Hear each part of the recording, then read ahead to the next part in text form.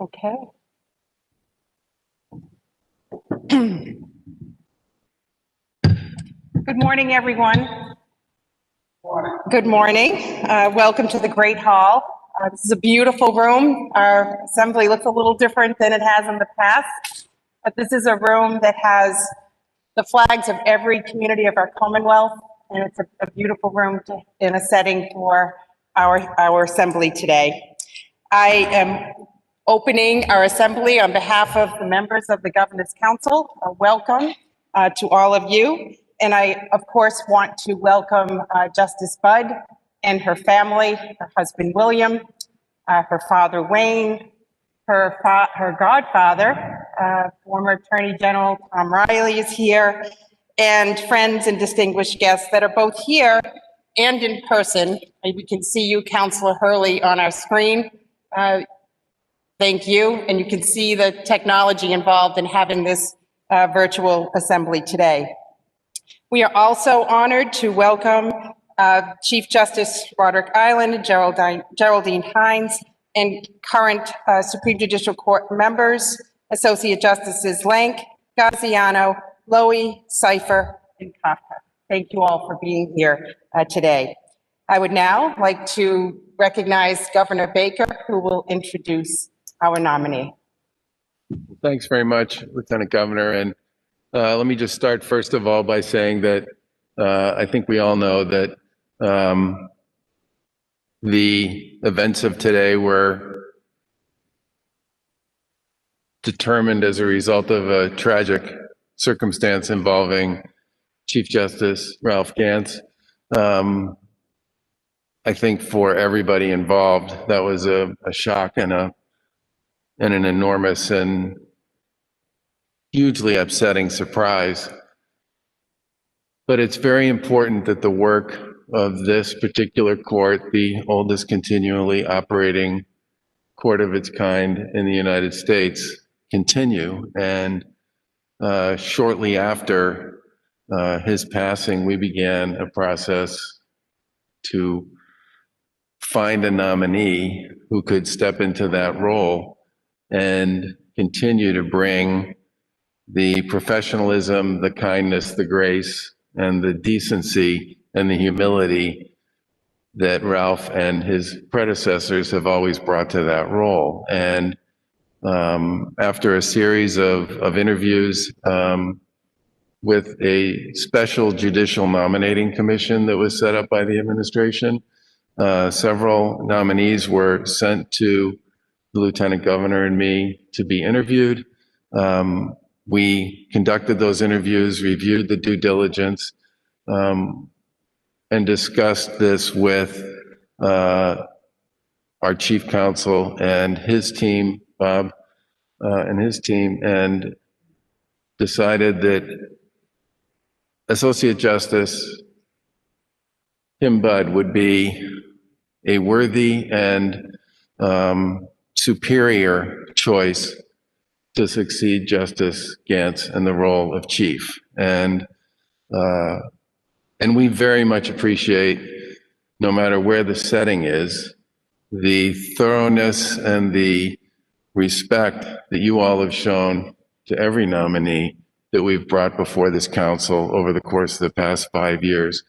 And you have been especially gracious with the folks we've brought before you to sit on the SJC. We think that Associate Justice Budd is absolutely the right candidate for this moment, based on her experience, and frankly, based on, as I said when we announced this nomination, her skills as a collaborator, a listener, and a leader. And in this time especially, those skills are of utmost importance, not just here in Massachusetts, but around the country, and I would argue in some respects around the world. I believe, and I know the Lieutenant Governor does as well, that she will make us all enormously proud if you choose to affirm this nomination. And I look forward to the hearing. And with that, I'm going to turn it over to the Associate Justice and to all of you and to the Lieutenant Governor. Thank you. Thank you, Governor. I share your enthusiasm for Justice Budd, and obviously members of our council will have time today and for whatever time it takes to evaluate her experience and her credentials and her skills for the position of Chief Justice. Thank you for acknowledging Chief Justice Gant's contributions to our Commonwealth, and we look forward to hearing from Justice Budd today. But I have to go over a few rules. I don't know if, Governor, you want to stay and listen to more COVID protocol rules, or you feel you'd like to go on, but we're going to go over the rules. I should probably leave. Since we had something to do with writing most of them. If you don't like them, I'd rather not be here for that. Again, I very much appreciate your willingness and your flexibility with the calendar to make this happen. Thank you very much. Okay. Thank you, Governor. All right, so we all noticed that this is a little different. We have people that are seeing this through our live stream technology. We have counselors in person and virtually, and the rules are such that we have COVID to manage during this whole process today. I do want to stress that there is distance between us. Obviously, a lot of distance between us and the ceiling here, so a lot of good airflow. And we have the ability to interact with face coverings and other protections for all of us here today. I do want to express that all those who have expressed an interest, both the organized witnesses by Justice Budd and others who wish to participate in this hearing, have the ability to do so, whether in person or remotely, despite the COVID protocols. This is, as I said, live streamed via YouTube, allowing many in the public to witness this hearing and this moment in our Commonwealth.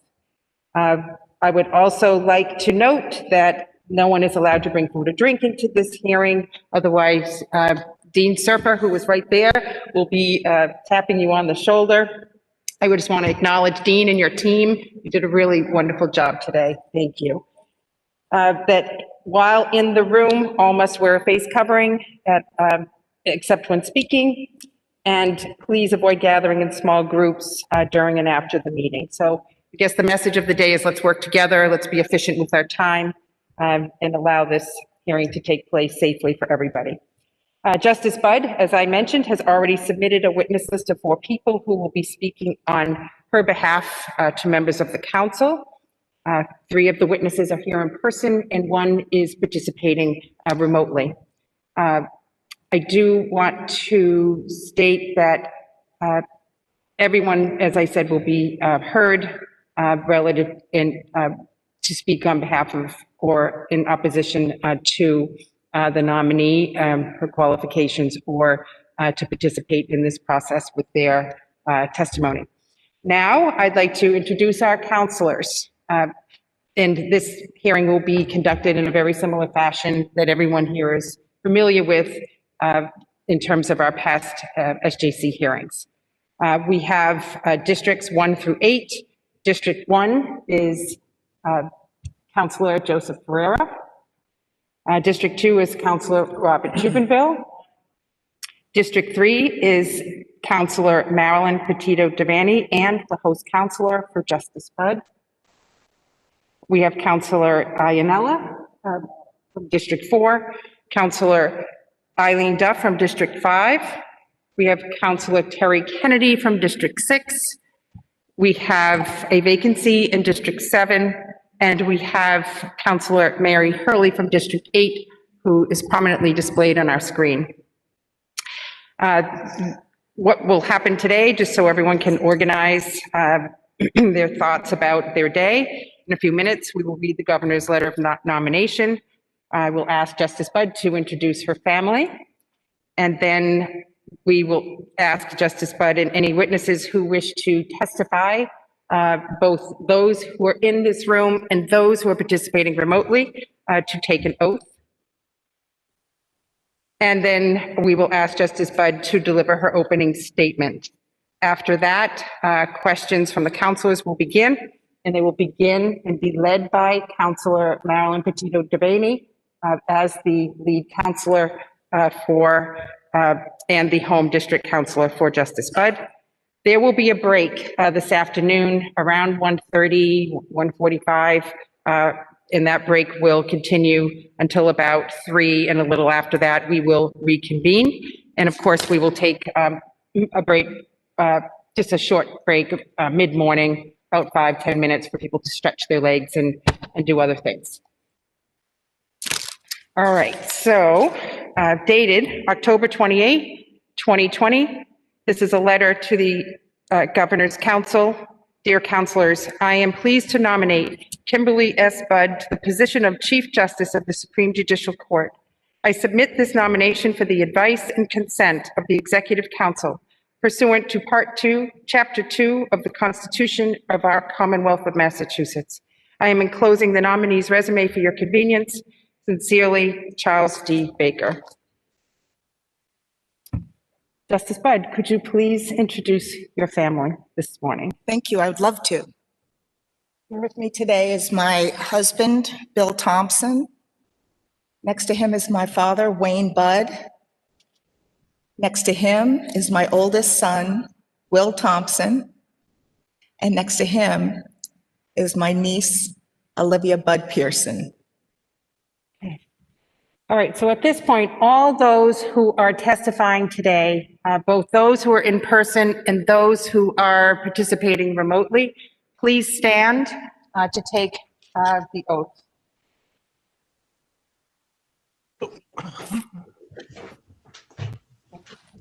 And Justice Budd. Okay. All right, please raise your right hand. Do you swear to tell the truth, the whole truth, and nothing but the truth? I do. I do. I do. Thank you. All right, we will now hear from our first witness. It is an honor to have the Honorable Roderick Island here this morning to speak on behalf of Justice Budd. It's a pleasure to have you. Thank you. Thank you. Lieutenant Governor Polito, members of the Governor's Executive Council, members of the legislature, of the judiciary, and of the executive branch, ladies and gentlemen. My name is Roderick Ireland, and I have the high honor of speaking on behalf of Kimberly S. Budd's nomination to be Chief Justice of the Massachusetts Supreme Judicial Court.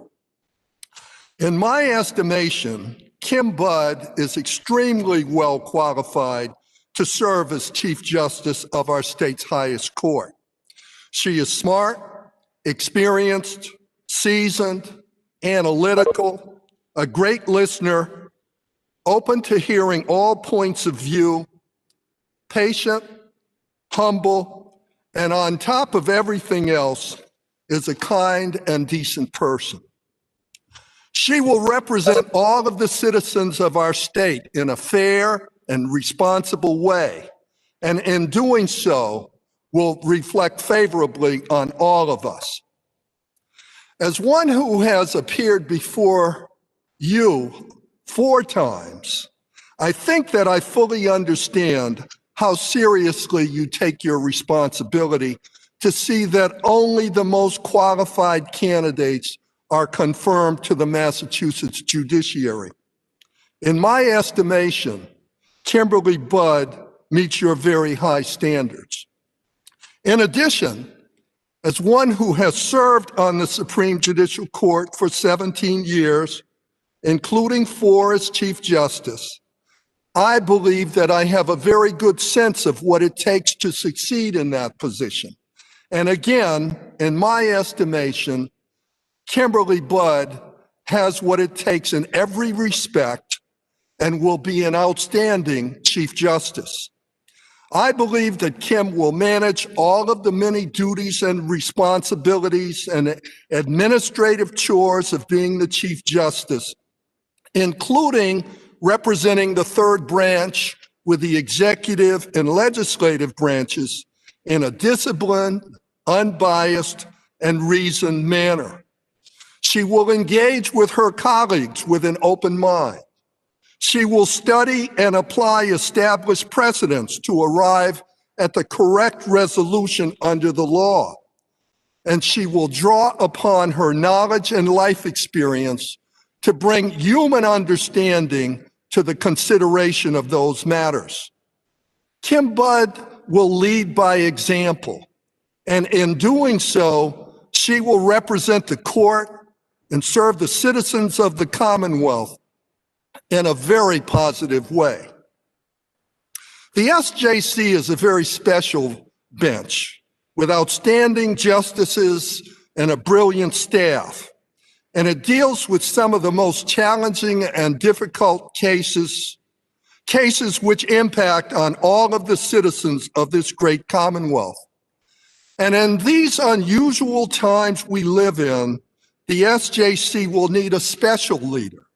And that special leader is Kimberly Budd. She can and will do an outstanding job. I respectfully ask and urge you to confirm the nomination of Kimberly Budd as Chief Justice of the Massachusetts Supreme Judicial Court. I do so sincerely and without reservation, and recommend her as an extremely well-qualified nominee in every respect, fully deserving of your positive vote. Based upon my experience at the court, I know that Kim will make us all proud. Thank you. Thank you, Chief, for your testimony and your experience as Chief, and speaking to this moment and to this nominee is particularly compelling. And we appreciate your presence and your words today. I ask my fellow council members, are there any questions for the Chief? Yes, Councilor Iannella. I don't have any questions, just a statement. You alluded to the fact that you've been before this body on 4 different occasions. And I want to say I was fortunate enough and proud enough to support you on all 4 occasions. Good to see you again. Thank you so much, Counselor. Councilor Cubanville. Judge, and thank you for your service. I can take this off, I think, when I'm talking. Thank you for your service. And I also want to thank you for what I see the top signer of a letter from the Ad Hoc Committee for Judicial Independence regarding a judge that was placed under arrest. Yes. Or charges were filed against her. It was a great letter. I'm going to get into a little bit of it later, but I thank you for signing that, and hopefully we can rectify that situation in some way. The other question I have for you is, I believe you had some pretty good success when you were the Chief Justice in this building, convincing the legislature to open up the purse strings for the court system. And in my opinion, that is part and parcel to being a chief, is to be able to come over here and get that done. How do you think that should be handled with the new chief coming in? Well, I'm sure if Kim becomes the chief, that she will reach out to both the executive and legislative branches. It's important that the 3 branches work together. Our system requires working together, and we can't just operate as a silo without engaging with the other 2 branches. I'm sure she will do that. I'm told that the legislature appropriates in the budget about 1.5% of the state budget to the judiciary system. Being 1/3 branch of government, obviously you know and I know that is a paltry sum. Yes, it is. Do you think the judiciary should have a lobbyist of its own helping the chief judge over here. Well, back when I was the chief, I thought of myself as the lobbyist for the courts. Maybe you should come back as a lobbyist now. We need you back. We got to get up to 2 or 3% at least. Well, they need to be educated about all of the different activities and responsibilities that the courts are asked to do. I think most citizens take courts for granted, and there is not a spokesperson for the court system. Right. And that's why I think part of the chief's responsibilities is to engage with the other two branches. Thank you, Judge. And again, thanks for coming. You're Appreciate welcome. your remarks. Thank you. Counselor Devaney? So good to see you today. Yes, ma'am. I also wanted to vote for you before, and I have to say that I regret that we couldn't have got you earlier, because when you were appointed, we only had you a little over 2 years. But I want to tell you, I'm working to change that 70 years. I mean, if you can be a recalled judge at 75, it makes no sense to me that you had this mandate to retire at 70. We've lost so many good people like you and Justice Hines and Justice Link. But I do want to follow up to thank you for when you were Chief Justice to work with the legislators to get more money. And as it's been said, it's still not enough. I keep asking for funding for drug treatment centers. Yes. And so I hope that Justice Budd will do her best to work on that.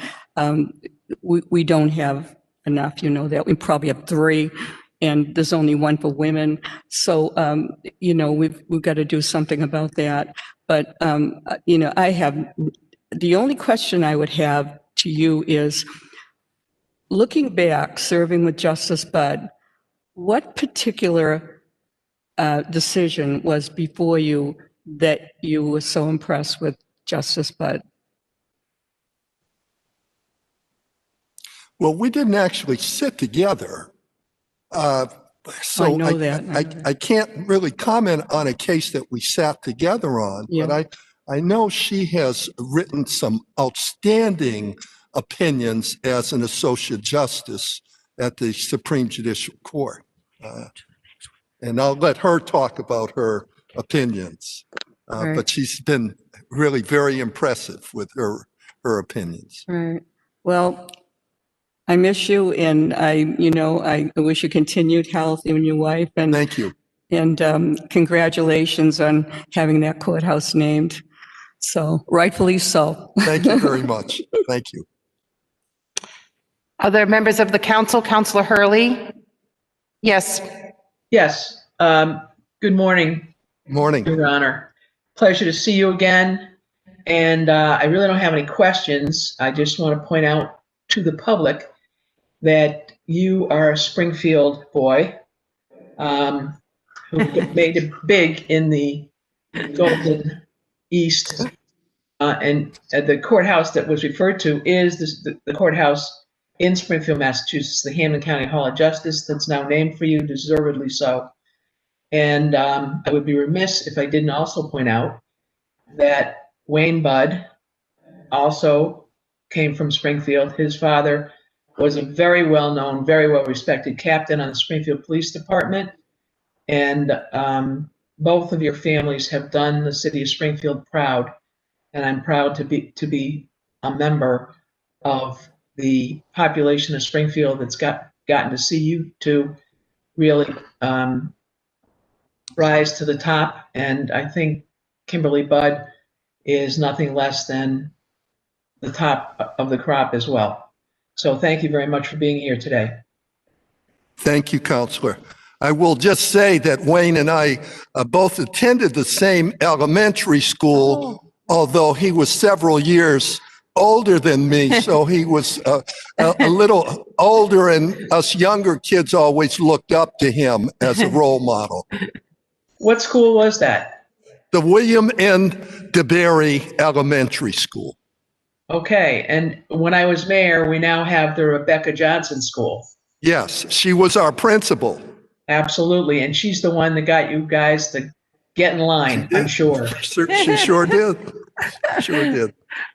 Thank you. Well, thank you, Councilor Hurley. I am glad that the principal got some recognition for the contributions the Ireland and Bud families have made. And I'm not surprised, Councilor Hurley, you would express how proud Springfield and Western Mass is relative to these two families. So thank you. I think that is it for you, Chief Ireland. Really appreciate your being with us. My pleasure. Thank you all. Thank you, and to see you so well. We will now ask the Honorable Geraldine Hines to present her testimony, and she will be participating by virtual means this morning. Good morning. Justice Hines. Good morning. Lieutenant Good Governor morning. Polito and members of the Governor's Council, I consider it a high honor and privilege to appear before you today to support the nomination of Kimberly S. Budd to Chief Justice of the Supreme Judicial Court. When I started my legal career almost 50 years ago, at a time when the country was in the midst of its awakening from the nightmare of Jim Crow that had colored my own life experience, I could not have imagined a moment such as this. A Black woman being nominated as Chief Justice of the Supreme Judicial Court, the oldest continuously functioning appellate court in the Americas. So I want to express my profound gratitude for the privilege of bearing witness to this historic moment and for the opportunity to appear before this body to express my views about the merits of this historic nomination. First, I join others across the Commonwealth in congratulating the Governor for bringing this nomination to you, breaking through the barriers that held us back from this moment for 328 years, the time since the founding of the court in 1692. That is a long time to wait for a woman of color to take her seat at the head of the table.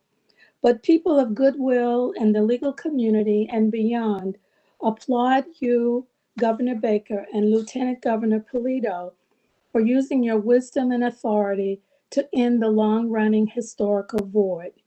You deserve the universal respect and praise that have followed from your decision to select Justice Budd for the honor of joining the 3 other women of color in the country from California, Louisiana, and North Carolina, who now serve as Chief Justices of a state Supreme Court. I am here today to urge the Council to validate the Governor's historic choice by confirming Justice Budd as Chief Justice of the Supreme Judicial Court.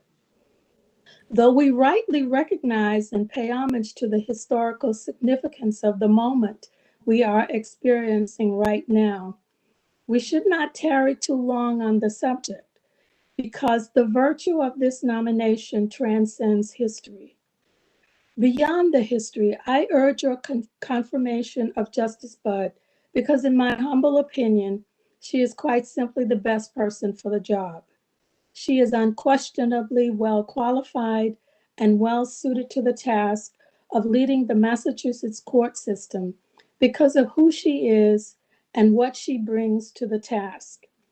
I have known Justice Budd as a colleague on both the Superior Court and the Supreme Judicial Court, and I can say without fear of contradiction that she will bring a prodigious intellect, an enviable work ethic, an honest humility, a youthful vigor, a quality that, in my humble opinion, is highly underrated, and most importantly, a passion for justice to the task of being Chief Justice.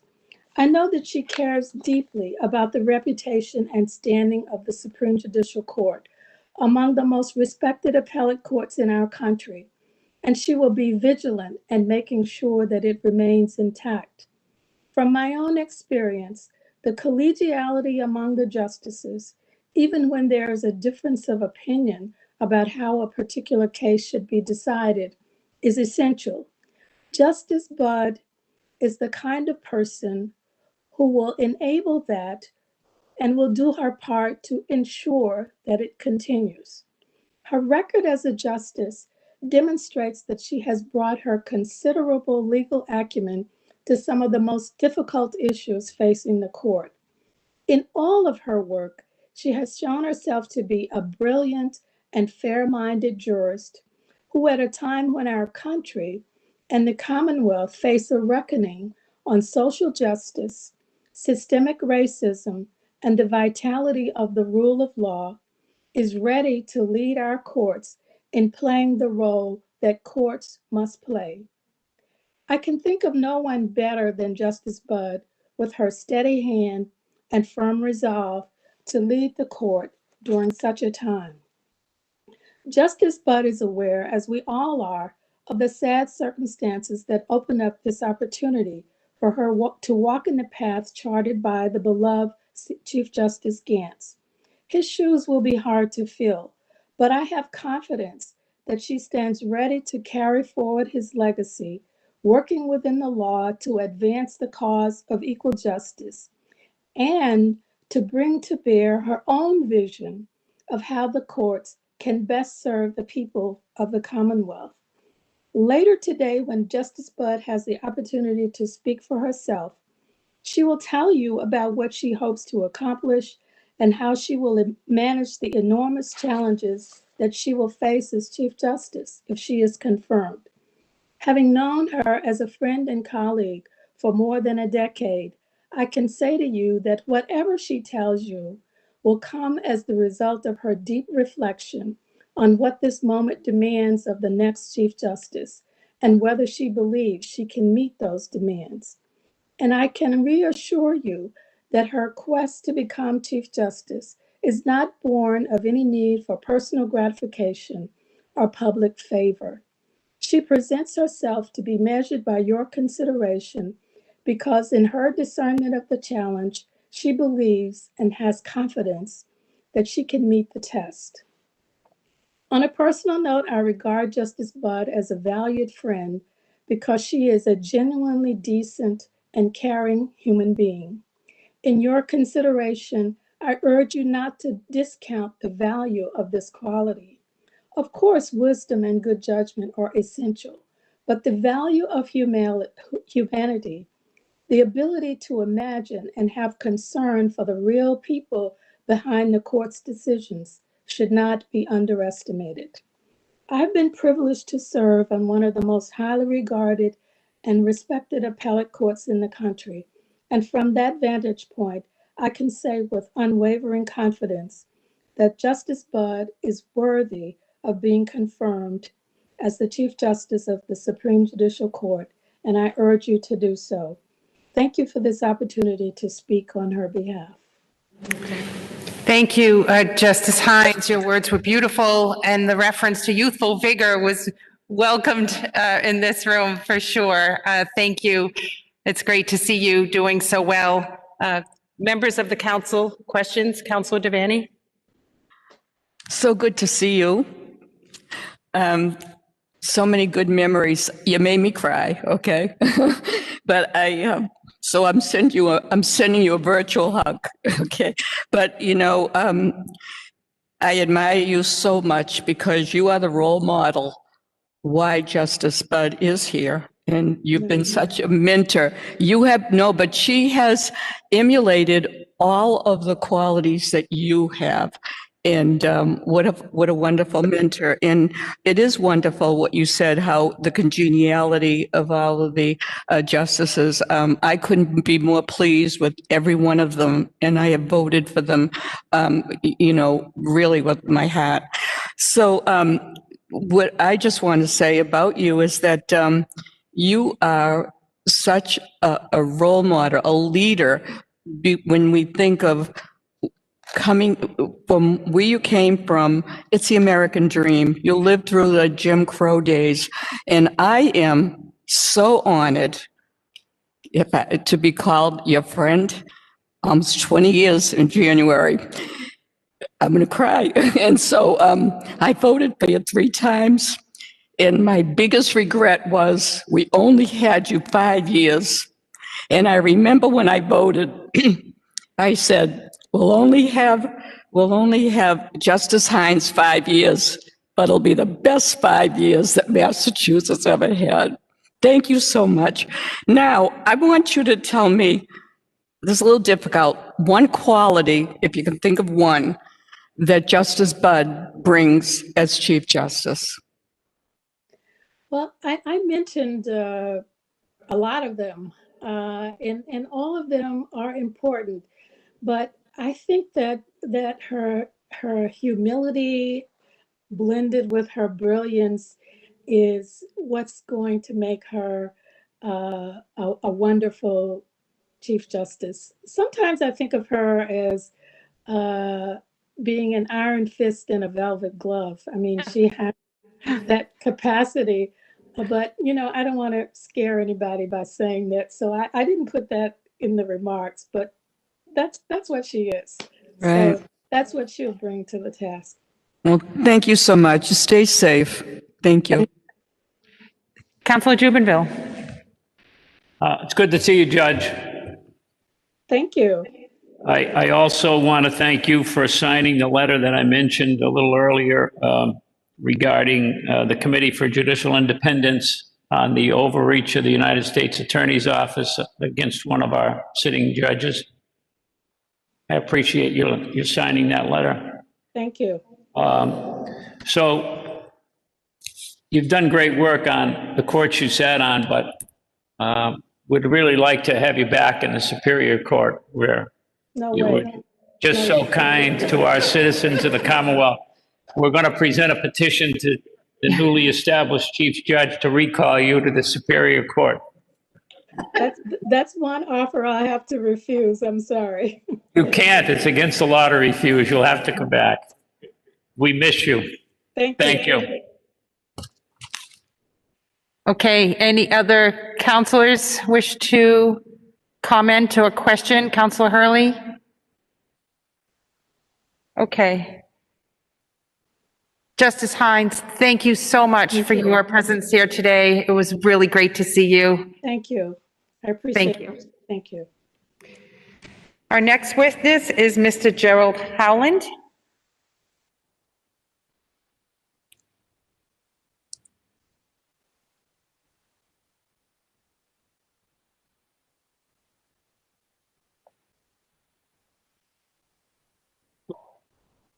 Good morning. Good morning, and good morning all. It is a wonderful honor to be here this morning to speak on behalf of Kim Budd's nomination to be Chief Justice of the Supreme Judicial Court of Massachusetts. I am listed in the program as Attorney Jerry Howland, but I'm here to speak as an educator about my experience with Kim Judd and to maybe give some evidence to support Justice Hines's comments about Kim Budd's humanity and her contention that it may be the most important quality of a Chief Justice. Again, my name is Jerry Howland, and this is my 51st year as an educator in the Boston Public Schools, where I've served as a teacher, coach, and administrator. Currently, I am the interim head of school at Boston Latin Academy, one of the city's exam schools. And I first met Kim Budd about 17 years ago when we both served on the Judicial Nominating Commission.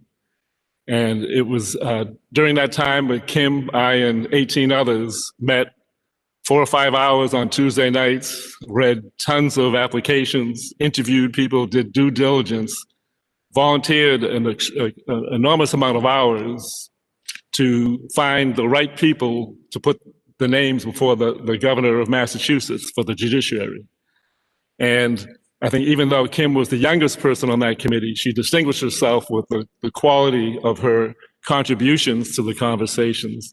And with all the rest of us, her commitment to spending that enormous amount of time to make sure the right people get before the governor. But my next connection to Kim Budd is my main purpose for being here today.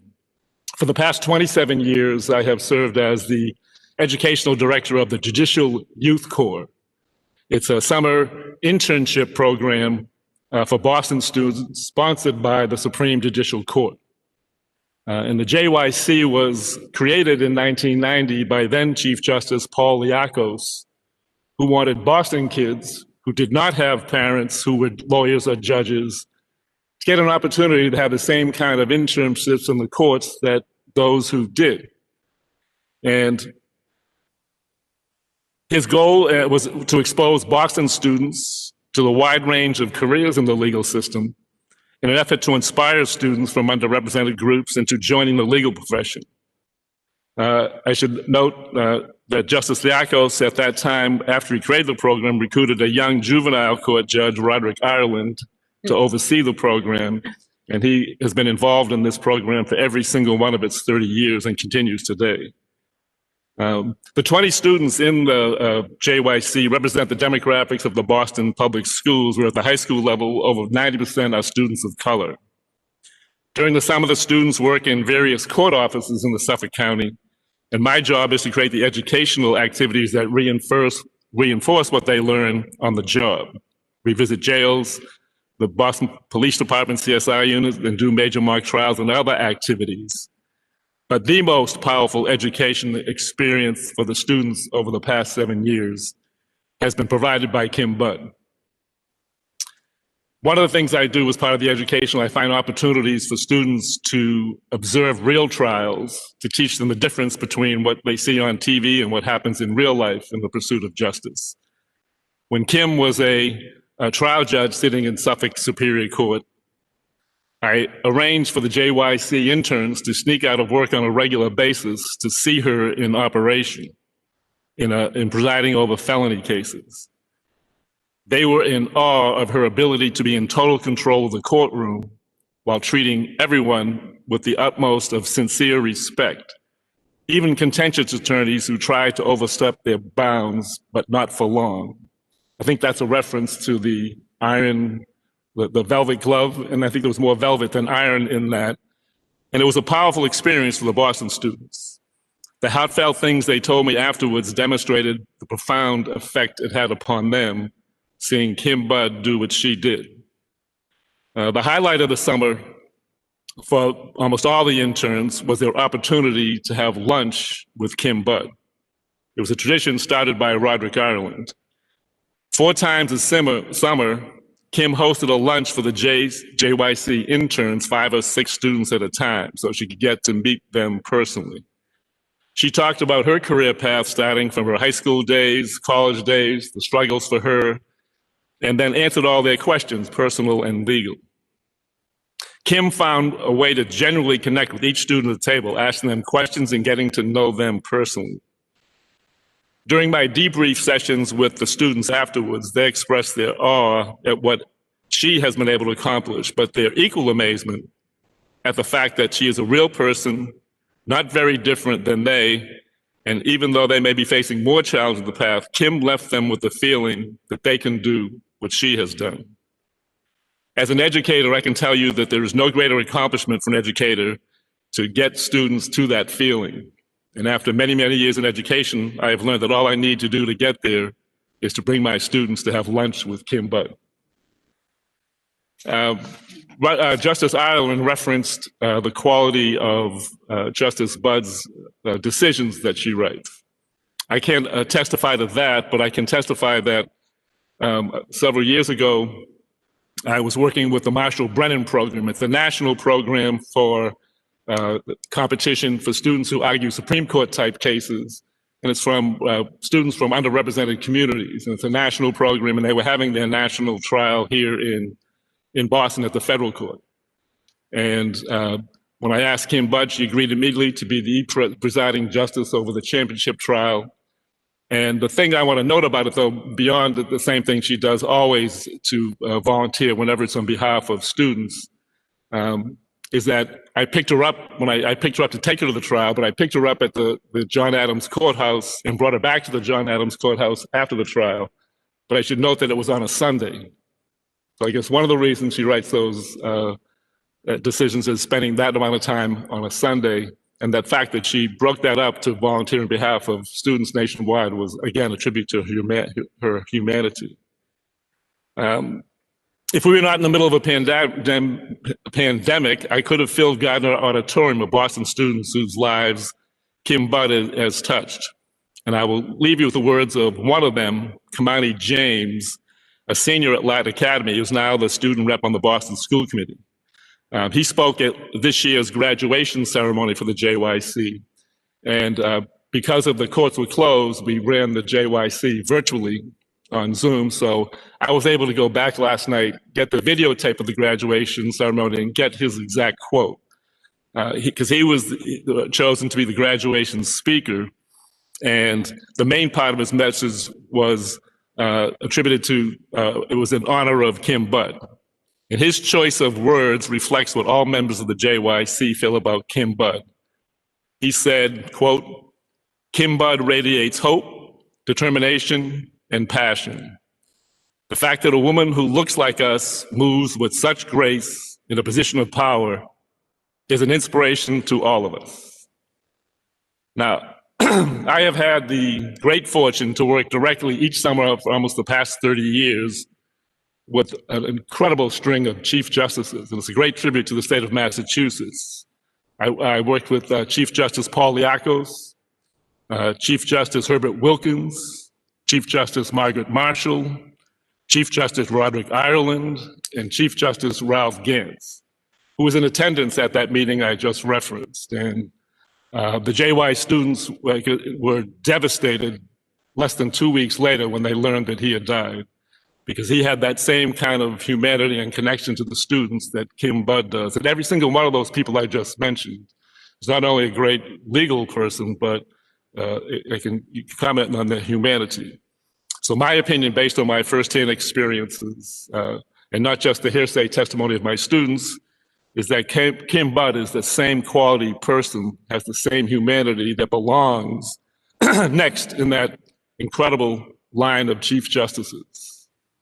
Thank you. Thank you, Mr. Howland, for elaborating on the JYC program and the ability to incentivize or inspire youth of our Commonwealth to pursue positions in our justice system, which are so needed. Thank you for your contributions to the organization. I can see that you're quite proud of your work there. Members of the council, Councilor Jubinville. Briefly, I thank you for coming in here. That was a great presentation.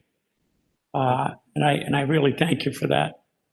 And as an aside, I want to compliment you on your choice of hair coloring. Great. Thank you. You'll have to compare your shoes. That's another topic. Councilor Devan? I just want to thank you for all you do.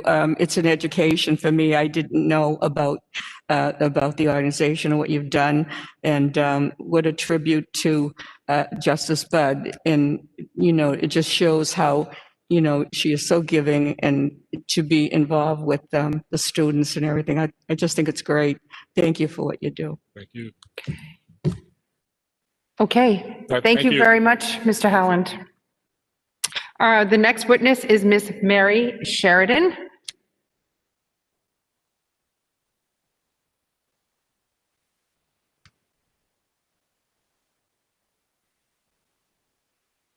Ms. Sheridan is a former law clerk and will speak to the councilors next. Welcome.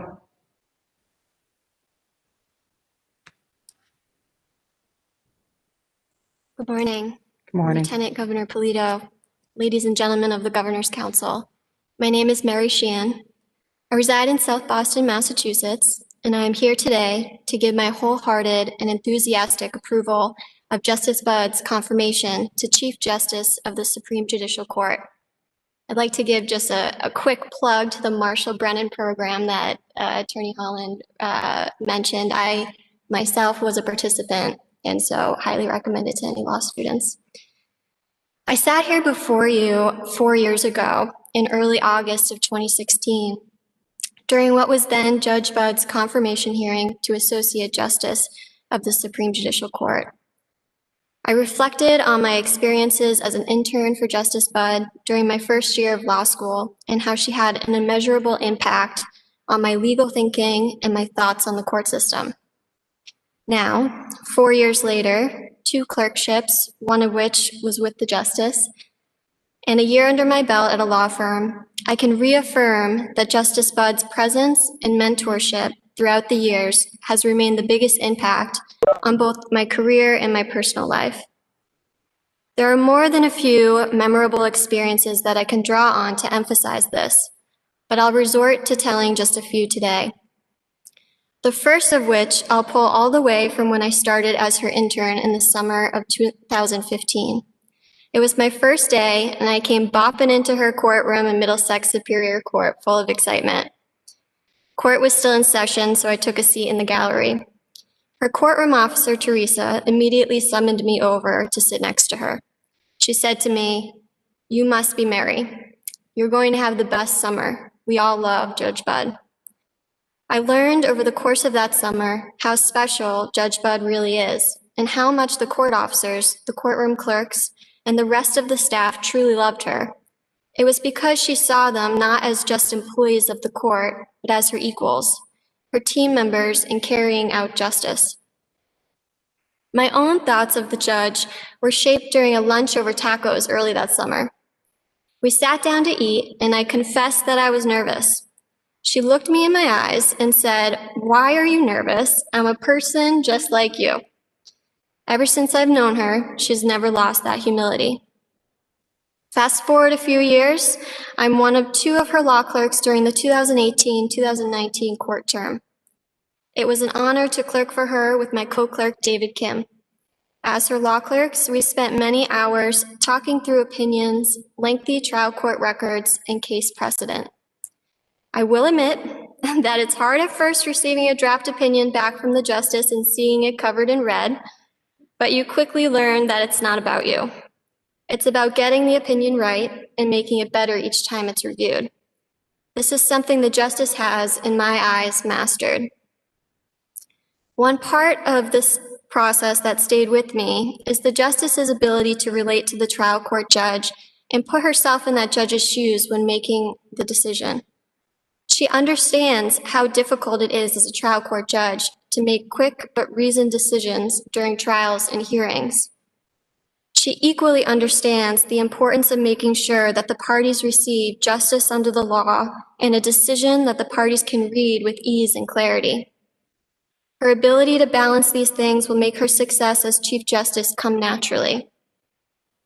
I'm not the only one with positive experiences with the justice, as you've heard from 3 other witnesses today, and I'd like to highlight a few of the many other people who she has made an impact on. My co-clerk, David Kim, writes, "I cannot say enough in support of Justice Budd's nomination to this position.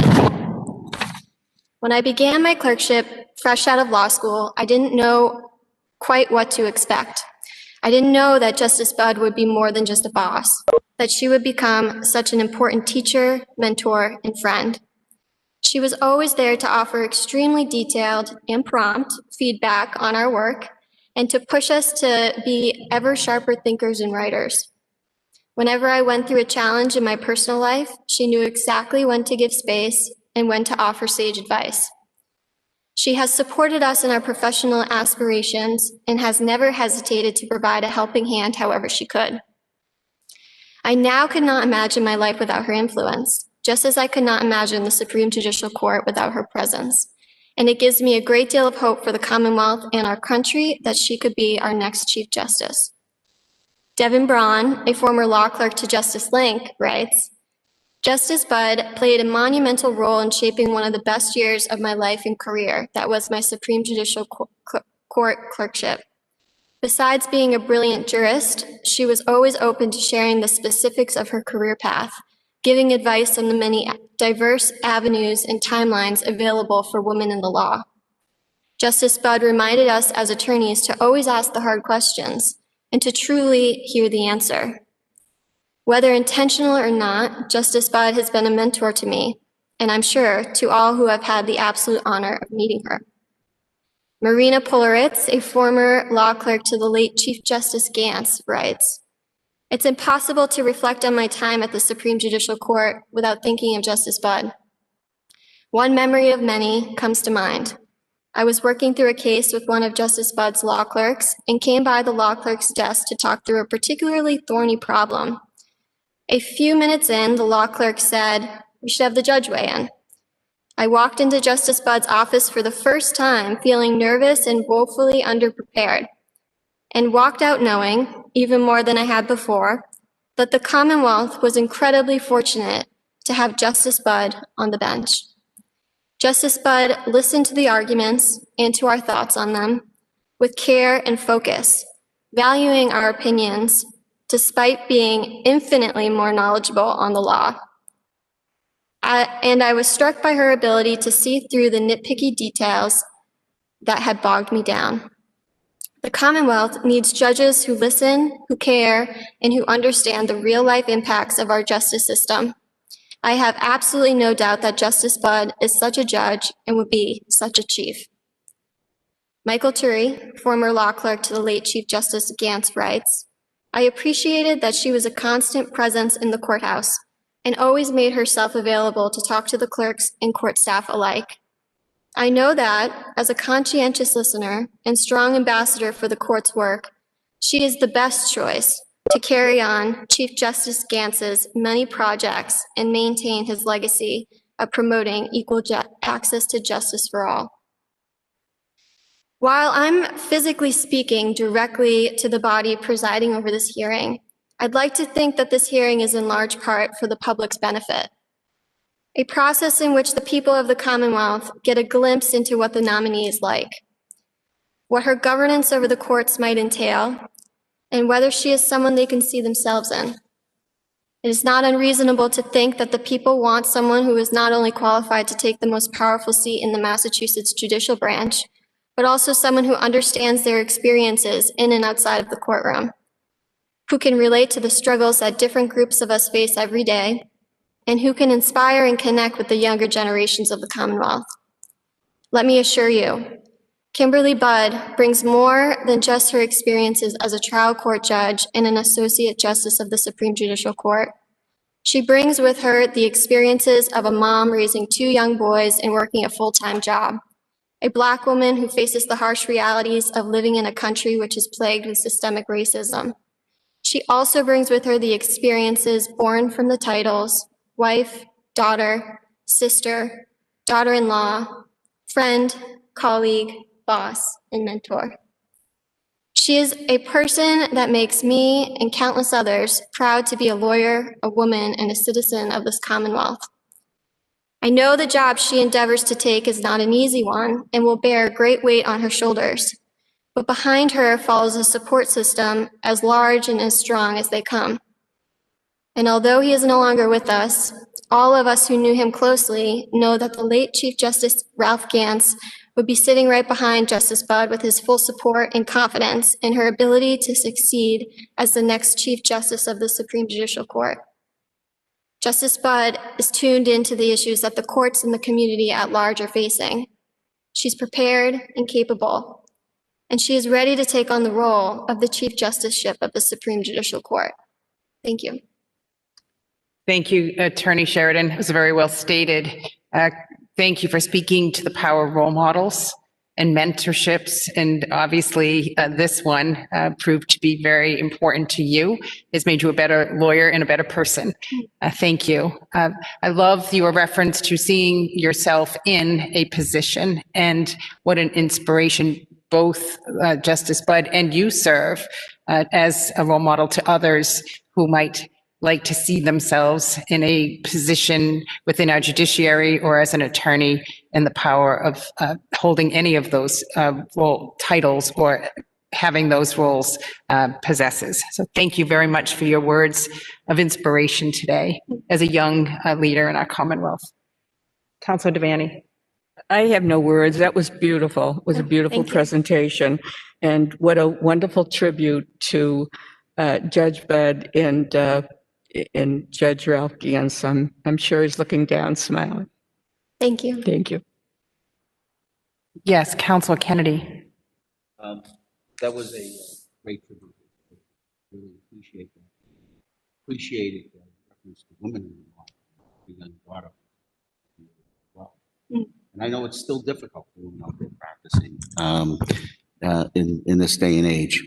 I just want to leave you with one comment. I hope I'm still on the council when we're reviewing your application in a few years. Thank you. Thank you. I think Councilor Kennedy speaks for a lot of us sitting here. I think you also speak to the power of lunch in the interest of getting together around a table and having a casual opportunity to share. And apparently that has been a key part of Justice Budd's experience. Any other? Yes, Councilor Devan? No, this is the last witness. There are other witnesses that would Okay. like to speak. All right, in good. favor? Okay, no, that's okay. Okay. All set. All right. I don't know the time to say, but I just wanted to make sure that people know this is quite different, this hearing that we're having. And I want people to know that there was a lot of adjustments to make. Justice Budd has been honored to attend the memorial for Justice Abrams today at 2:00.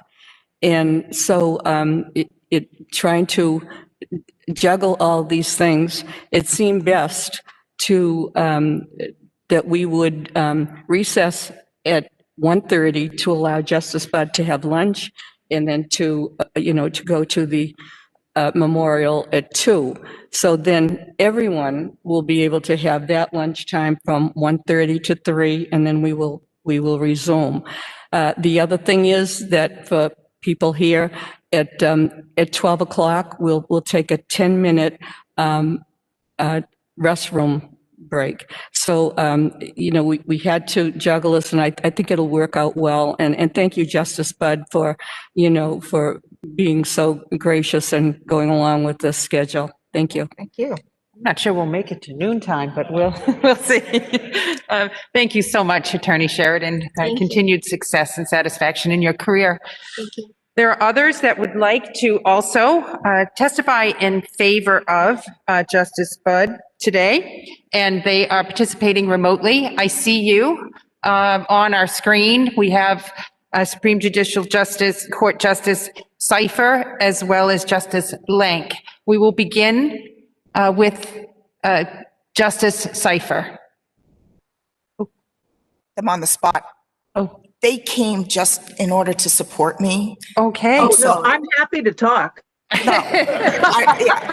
I ensured them that they would not be talking, that they would just have to watch. So, But I'm happy to support you and say everything every other speaker said is true. We're behind you, and we love you. Okay. Thank you. But well stated. Thank you. Okay, and thank you, Justice Lang, for being present today for Justice Budd. We did receive a number of letters in support of Justice Budd's nomination, and let me just state them. Lawrence DeCara, the Honorable Susan Delvecchio, Attorney Stephen Wright of the Federal Reserve, Attorney Jonathan Cheel, a letter of support from the Massachusetts Black Judges Conference, and a letter from her former law clerks. And we heard from one very special one today. These letters all praise Justice Budd as a well-rounded jurist whose experience both on and off the bench have prepared her for this moment. They highlight her intellect, attention to detail, thoroughness, discipline, and ability to grapple with difficult questions and reach consensus in contentious situations. She's noted to be a leader, not just for the judiciary, but beyond. And finally, as one letter stated, as the face of the court, she will inspire respect and confidence of every person in our Commonwealth that justice will be done in that court. And stating those words in this room where every community is represented is pretty powerful. In addition to those letters, Yes, Counsel. I received a personal letter from Justice Gary Katzman, and he asked me if I would read it into the record. As you know, Judge Katzman is now in the United States Court of International Trade in New York. Dear Counselor Devan, I hope that you are safe and well during this pandemic. As you know, before beginning service 4 years ago on my current court, a national Article III court, I was an Associate Justice of the Massachusetts Appeals Court for 12 years. I remain your constituent. 4 years ago, I had the opportunity to speak with you about Justice Kimberly S. Budd and to sing her praises upon the occasion of her nomination to serve as an Associate Justice of the Supreme Judicial Court. Today, I am pleased to write this letter in support of the nomination of Justice Budd to serve as Chief Justice of the Supreme Judicial Court. In my view, she would serve with the highest distinction. Justice Budd's life and career themselves make self-evident the powerful and compelling merits of her elevation.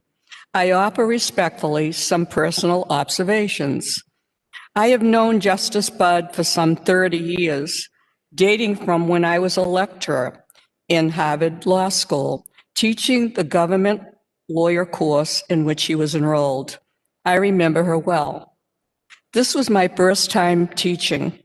After an introductory lecture on the very first day of class, I posed a question to the 70 or so assembled second and third year law students.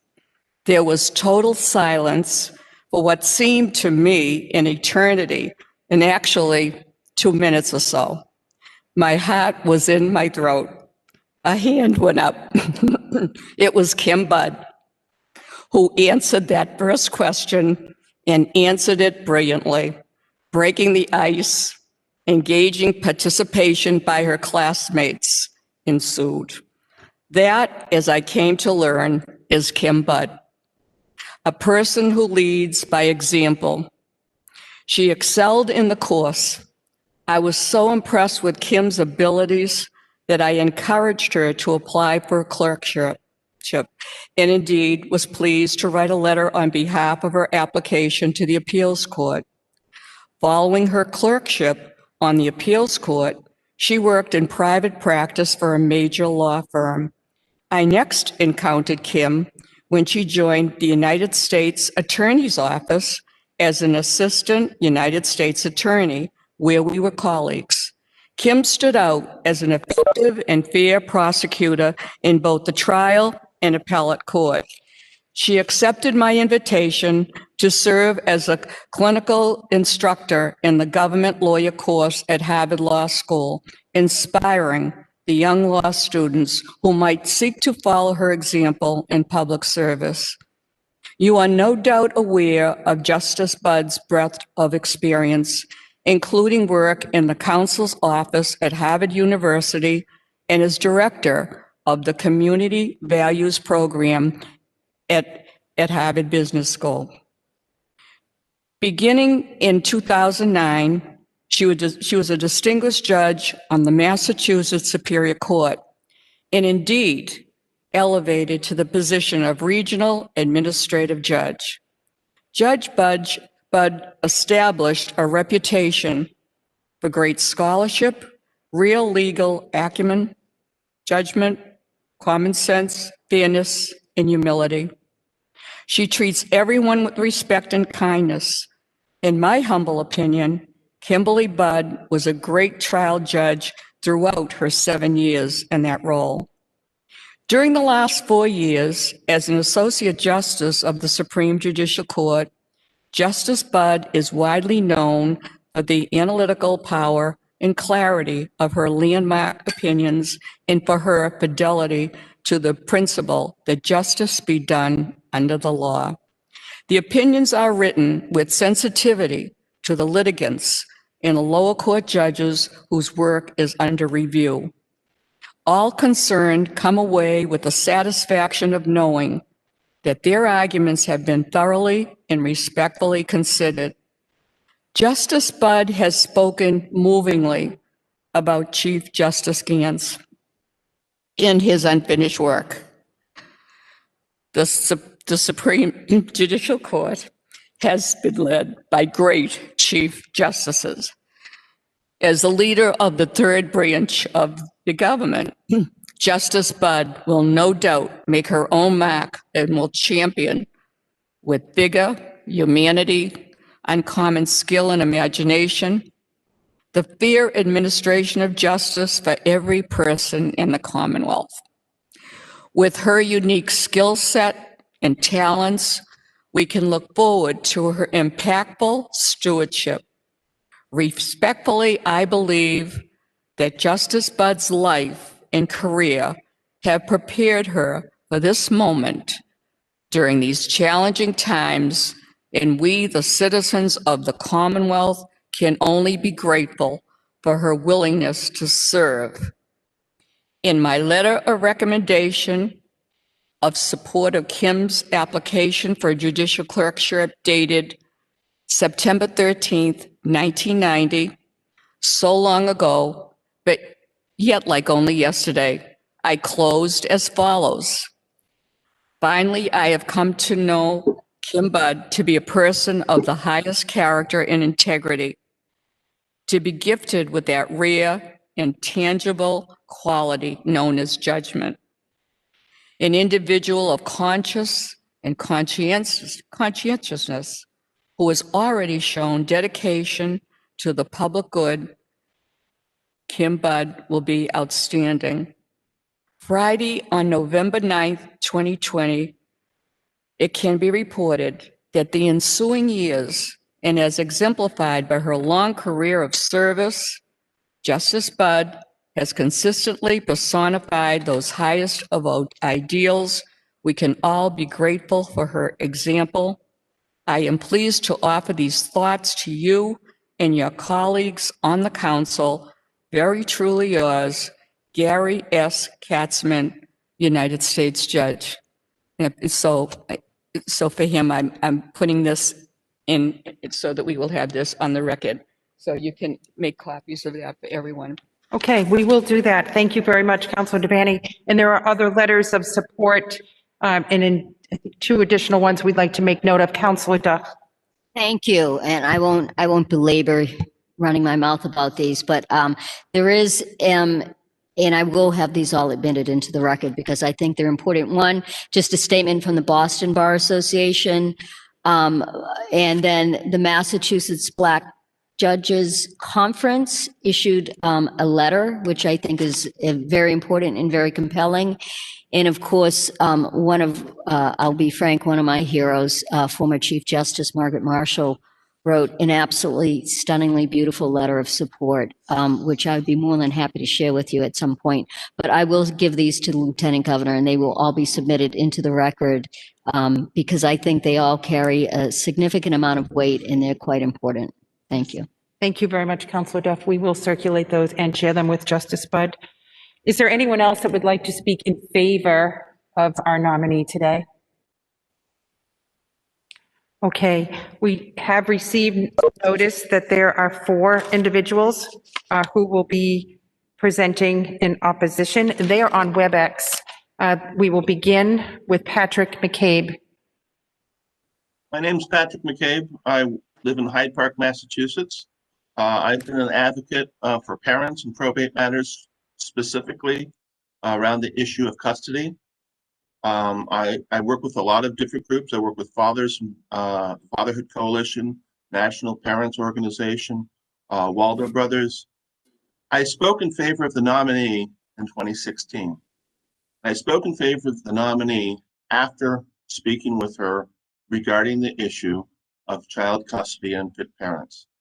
I asked her if she knew of any reason why a fit parent should lose custody. It's kind of a softball question, and she agreed that in most situations they should not. We did talk about the case of removals. And in 2018, the SJC made a decision, Miller v. Miller, SJC 12298, which was a removal case where they acknowledged that both parents were capable and fit.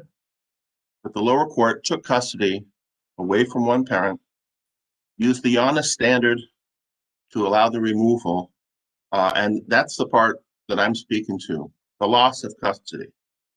And whether there was ever any need for the loss of custody to make that decision.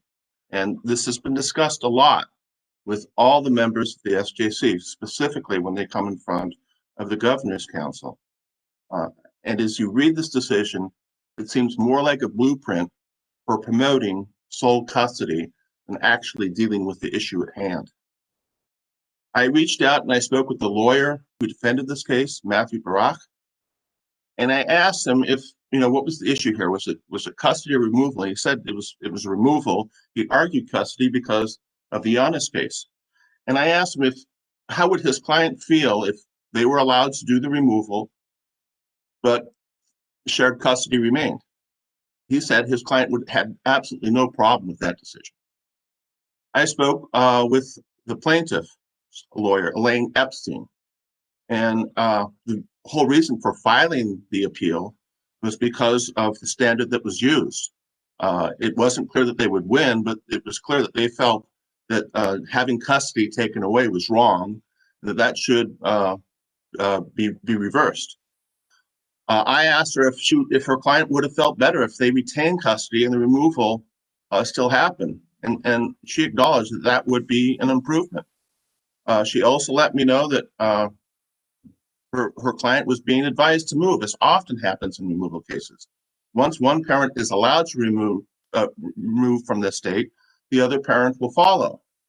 And this loss of custody, since it was going across country lines, was not going to help that removal. I don't know that it interfered with it in any way or not, but certainly the decision was not going to help that family at all. After speaking with both lawyers, it's clear neither lawyer was really pushing for loss of custody. They were pushing for removal, and that should have been the case that the SJC decided. On October 15th, at a continuing legal education class entitled How to Handle Child Removal Relocation, the issue of removal was discussed. And for those of us who know what's going on in the law, the Giannis case has been the guiding case for removal since 1985. In 2006, Mason and Coleman put both parents more on a equal balance. The latest case, Miller v. Miller, kind of pushes us back to Giannis case in all cases, kind of gets rid of the balanced approach of Mason v. Coleman. And as the panel in this continuing legal education course was discussing this, one of the probate judges pointed out that they felt very uncomfortable with this new standard. They recalled when they appeared before the Governor's Council how it was made clear to them that making one parent the winner and the other the loser looked bad to everybody. It did not look like justice was being done, and it was questionable whether it was that case is really based on good law. As you read the Miller case, nowhere do they explain why the different standard would result in a different outcome. Had both parties retained custody, would the removal have been allowed? The evidence given suggests that the removal could have been allowed, that no one needed to lose custody. And this is why I'm speaking today, because a capable and fit parent lost custody. I would speak against not just this nominee, but any member of that panel on that decision. I think it's one of the worst decisions I've ever read, and I think everyone had been spoken to about this issue before they had this case. And I don't know what more can be done to make clear to the SJC that taking custody away from capable and fit parents is not something that's demanded in our laws or what people want. I think if you speak with the newer judges of the probate, they understand how removal decisions can be made without either party losing custody.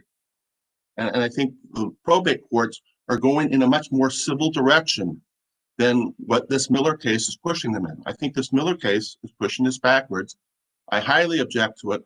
And I think anybody involved with it, you really want to take a look at them and question them about child custody before you elevate them to anything. Thank you. Okay. Thank you, Mr. McCabe. Yes, Council Ferreira has a question for you. Thank you, Patrick. Thank you for coming here virtually today. As you know, the whole idea of a parent losing custody is near and dear to my heart. I was divorced 20 years ago, and one of the worst days of my life was when a probate judge was yelling at me and my soon-to-be ex-wife, saying that shared physical custody never works and it wasn't going to work for us. We proved him wrong. I have a 21, 27, and 29-year-old, well-adjusted, great 3 daughters, and it worked perfectly. I do I do respect the fact that you came here. I too got an email from a lawyer asking me to ask the nominee about removal. I read Miller. I have Miller with me today. It's written not by Justice Budd, but Justice Cipher, who's a learned person who I deeply respect on the SJC. And I have to tell you that although I agree with your stance that dads and moms should have shared physical custody at all times, all things being equal, that in this case, there were findings by the judge and upheld by the SJC that dad didn't object to. They looked at the fact that the child was from Uganda. The statute didn't apply because they had lived in the Commonwealth less than 5 years. They looked at the fact that the judge found that mom was the primary physical caretaker of the child. Dad frequently missed allotted time to him and never made it up. He traveled often. There was a real advantage to the mother who described that she was impoverished in the United States but had a real job opportunity in Germany. They found that the child had traveled back and forth to Germany many times, was fluent in German, and would have a real life advantage in Germany. I did read it with great care. I actually agree with Judge Gaziano and Judge Gant's concurring decision that perhaps it should be a single test of the best interest of the child and not just real advantage depending on who has shared physical custody of the child.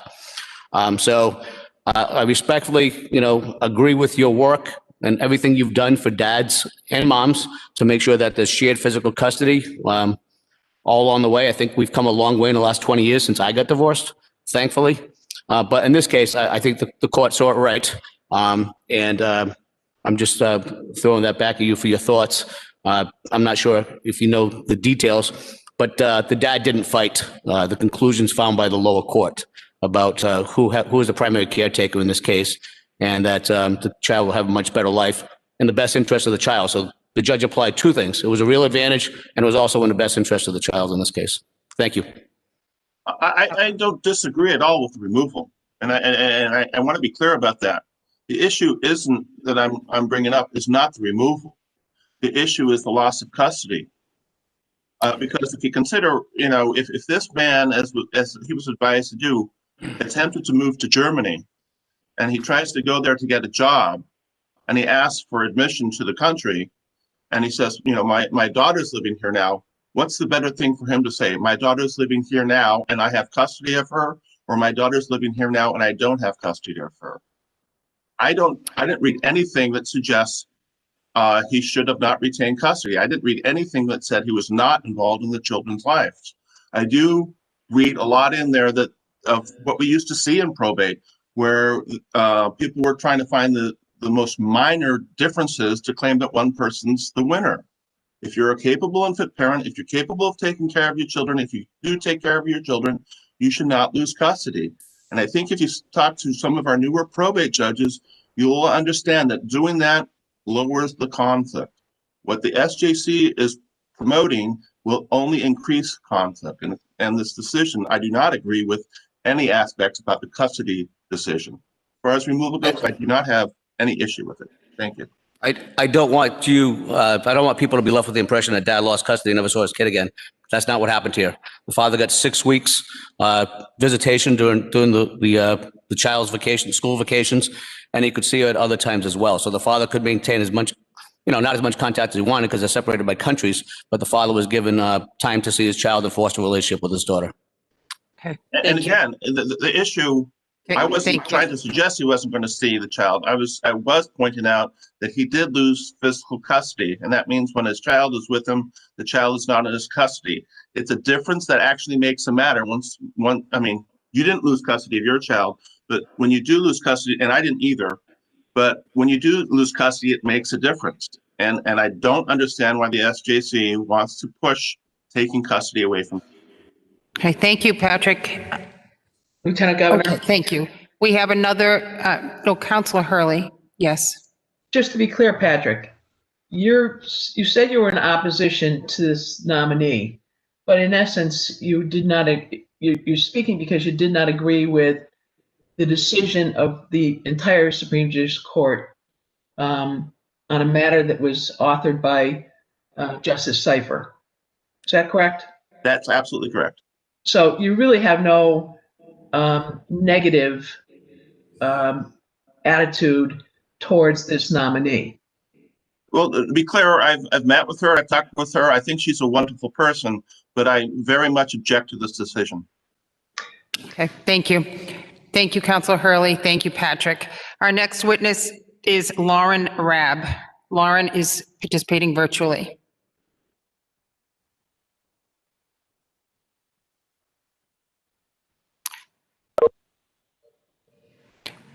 Lauren,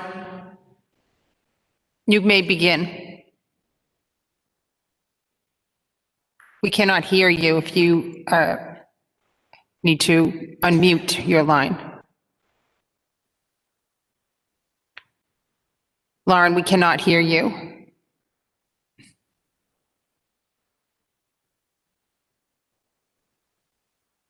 Lauren, we still cannot hear you. Wait, Lauren, there you go. Okay, you may present. Thank you. Thank the Governor's Council for allowing me to speak today. I am actually not here for or against Justice Budd. I am here to relate my observations having gone through the court system as a pro se litigant. The Chief Justice of the Massachusetts Supreme Judicial Court is responsible for the oversight, promulgation, and accuracy of court-generated forms. I am a pro se litigant currently fighting fraudulent foreclosure in Central Housing Court. I'm able to find an attorney to take my case for less than a $50,000 retainer and not being able to get adequate representation provided for the court. I am left to defend my family home myself. In early July of 2019, I was instructed by the clerk's office to fill out an answer form found directly on the Housing Court website in order to answer the complaint filed against me. In your answer to complaint, the defendant needs to state they're reserving their right to a jury trial. There was no verbiage anywhere on the indicating anything about requesting a jury trial, and it was missing important post-purported foreclosure items that needed to be done to proceed properly. As a result of that incomplete court-provided form, I had to file a motion to undo what that answer form did not include. Most pro se litigants are probably not aware that this is even happening to them, let alone know how to see the issue after it's happened. I was lucky to have happened upon the Massachusetts Alliance Against Predatory Lending website, which has proper answer forms available. That erroneous form provided by the court almost came to the detriment of my constitutional right to a jury trial. In my motion to amend my answer, I made the court aware of the erroneous form, yet that form is still being provided over a year later. As someone who is navigating new territory while defending my home against a fraudulent foreclosure, having forms provided that were incomplete and didn't include basic information, it went from feeling like I was not only up against the plaintiff attorney, but I was up against the court as well.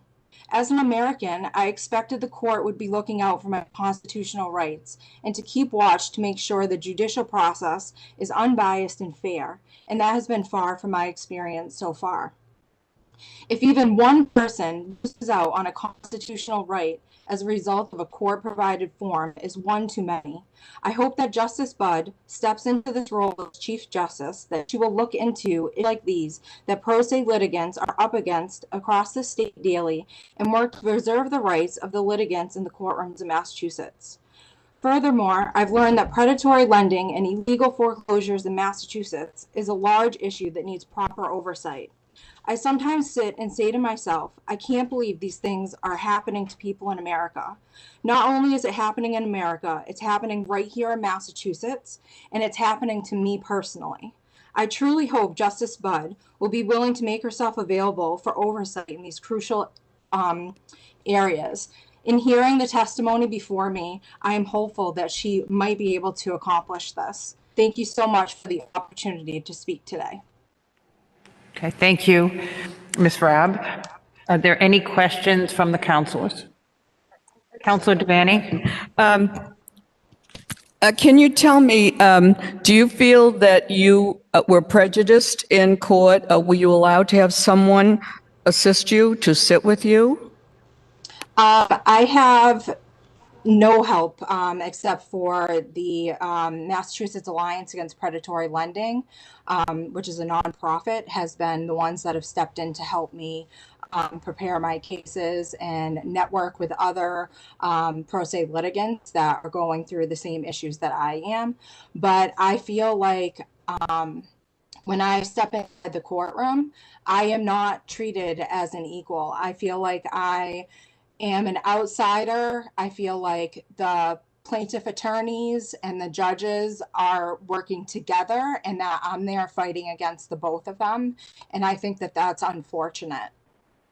Okay. All right. I have heard, the reports that, litigants representing themselves have been bullied and even out in the hallway. And they have all kinds of assistance with them, but the self-represented litigant is left alone sitting there. So have you found that to be true? Absolutely. I feel there's been several times where I felt like I needed to make a decision that wasn't quite right, and I felt a little bit ganged up on. Right. Okay. Well, it looks like what I've looked into, and I thank you for having the courage to come and to say this and to present this to Justice Budd, to know that this is happening. You're not alone. I mean, I've researched, this is about 70,000 people out there in your position that have been treated badly. And these are women, these are people of color, and I understand. And I'm glad you brought that up for the public to hear. Thank you so much. Thank you so much for the opportunity. Stay, please. Councilor Jubenville has a question. Thank you, ma'am, for your presentation. Where do you live? I live in Holden, Massachusetts. And what court did you go to? I'm currently in Central Housing Court. Okay, but have you gone to state courts with this issue? No, I am currently awaiting for summary judgment. It has been put off now. This started in the summer of 2019, and I have not yet to even go for summary judgment. And this is in the federal housing court? No, this Massachusetts Housing Court. Where's the location of the court? It's in Worcester. Okay. And is it the same judge that hears your case all the time? Yes, it is. Okay. And what's the name of the judge? Judge Horan. What is it? Horan. Okay. And are you due to go back? She actually just pushed off the case until January. She ruled to push it out on a motion from the plaintiff that I didn't even get a chance to be heard on. She ruled on it the day before it was supposed to be heard. So it'll now be pushed out till January. Are you still in your home? I am still in my home.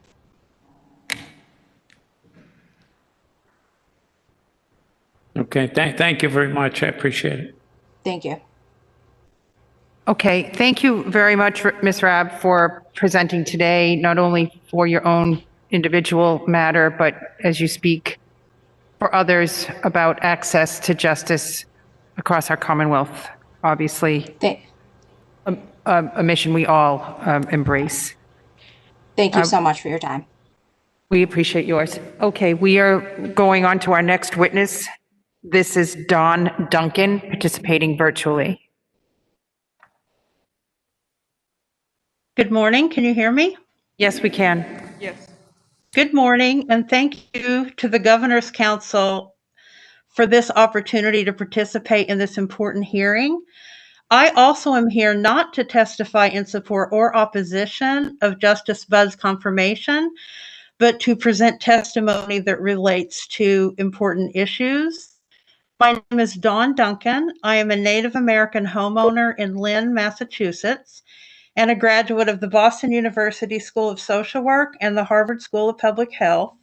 I'm here to share with the Governor's Council something that I believe the counselors need to hear to inform their deliberations. The particular question I raise is, what is the court's role in addressing structural racism as it relates to illegal and predatory mortgage lending that often results in an extremely long and protracted period of time between when the original illegalities occur and when they're even considered by the court? You're overseeing a court system in which, by the time it's being seen, in my own situation, for example, 14 to 15 years of questionable actions have been going on. I believe this issue is timely given the historic continuing rate of foreclosures coming into the COVID-19 pandemic moratorium, as well as the social awareness and awakening in our society that has come from the continuing violence against people of color. Lynn, Massachusetts, where I reside, is a geographic area that many sources document was the target of a lot of predatory lending.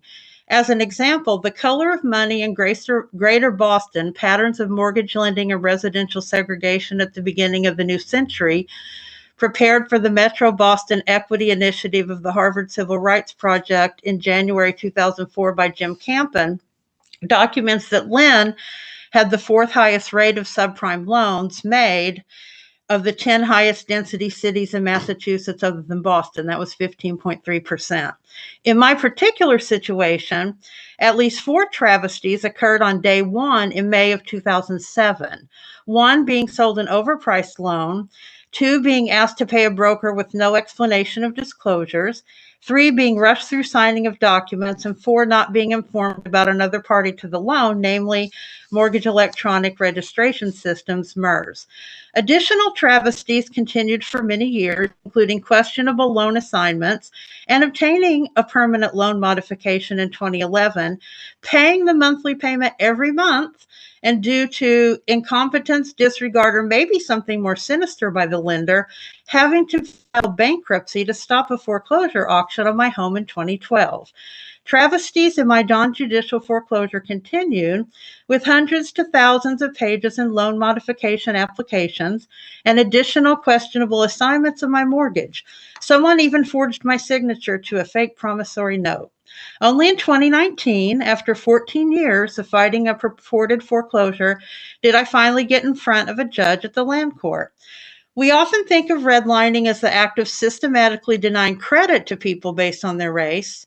However, in Massachusetts law, it also includes giving a mortgage that the lender knows is so overpriced that it's doomed to fail by ending in foreclosure. It's well known that unscrupulous lenders deliberately target people of color and women heads of household for these predatory reverse redlining mortgage loans. The Massachusetts Supreme Judicial Court on June 3, 2020, publicly took the responsibility to do more to, quote, root out any conscious and unconscious bias in our courtrooms. Our court's now finally going to address the clear structural racism in the existence of these predatory loans, non-mortgagees claiming to be mortgagees, non-lenders claiming to be lenders, and others. We hope so, and I thank you so very much for your time today. Okay, thank you. Councilor Duff has a question for you. Ms. Duncan. I do, and you don't have to have your mask on if you're online. But what I wanted to ask you is, have you brought this to John O'Brien at the Registry of Deeds? Because the Essex County Registry of Deeds will not accept any of the documents you have been talking about, and you could have ended this or put it on hold very, very quickly if you had spoken to him. I'm just curious if you knew or if you know that that is probably your quickest recourse. Yes, I actually have been in touch with Mr. O'Brien, and I also work with the Mass Alliance Against Predatory Lending. No, I understand. I'm very familiar with the Mass Alliance of Predatory Lending. I'm very familiar with this issue because I'm a real estate agent. But robo-signatures, forged signatures are not accepted in Essex County, period, stop. There is nothing else to it. And if you get that in writing from the Register of Deeds, the court will not evict you. It will not happen. I clearly understand what you're saying. I think it is a huge, tremendous problem. I think we are about to be overwhelmed in the next 2 years with foreclosures to a level that we haven't seen for a very, very long time. It's going to be incredibly scary, people losing their homes. And we are doing our very best, but there is a lot of education that needs to go on in our land courts. They are underfunded and they are understaffed, and we are working. I just want to give you some assurance, although it probably doesn't help you to feel much better, but we are working very hard. And I know Justice Budd will be asked today about funding for the courts, and particularly for the land court. Many of these issues that you're talking about are far more complex than our land court is used to dealing with, to be fair and frank. There is a lot of education that needs to be done for the judges, for the constables, and for the courts. So I know that probably doesn't give you a lot of solace, but please do bear with us because we are very keenly aware of this issue and we are working on it now. But I do urge you to follow up with Registrar O'Brien because he's actually won a Smithsonian Award for his work on predatory lending. The work he has done to keep people in their homes is really, really tremendous. And he is your first line of defense. Thank you so very much. And that actually does more better than you even know. I Okay, appreciate thank you. it. Thank you, Councilor Duff. Councilor Kennedy. I've been mostly a practicing criminal defense lawyer for 37 years now. And read some of these issues that have come up, mostly in the newspaper. Really was not familiar with what was really going on here. As you're probably aware, I spent quite a bit of time over the last couple of days speaking with Ms. Ross, Attorney Ross, about these matters. And she educated me quite a bit. I was on the phone with her for probably 3 hours yesterday, 2.5 hours, going over these issues. I'm very, very sensitive to them, and I've notified the nominee. I'm going to ask her a couple of questions about them. I forwarded the questions that Attorney Ross had sent to me. I'm probably not going to ask them in the form that she asked. I think they're completely appropriate for the setting. But we are very, very sensitive to the issue.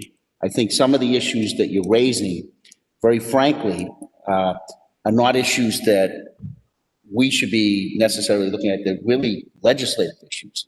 And I hope that you're focusing your efforts, and you're focusing in the organization that's helping you is focusing their issues towards the legislature, because I think things do need to be fixed. I agree 100%. It was a great education for me over the last 2 days. I learned a lot, and I agree that there were some very, very serious issues that have to be addressed. But I think most of them have to be addressed through the legislature. Okay, thank you. Thank you. Thank you, Councilor Kennedy. Thank you, Ms. Duncan. We appreciate your presentation today. Lieutenant Governor? We have, yes, Councilor Hurley has a question for you. Yes. Has it been your experience in the housing court, or you're in the housing court, correct? No, I'm in the land court. Land court.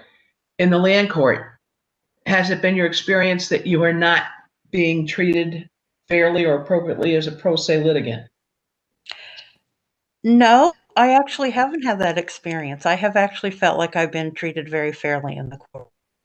Okay, because I think one of the things that's underlying all of this that is something that needs the attention of the SJC is the issue of pro se litigants and how they're treated in our courts.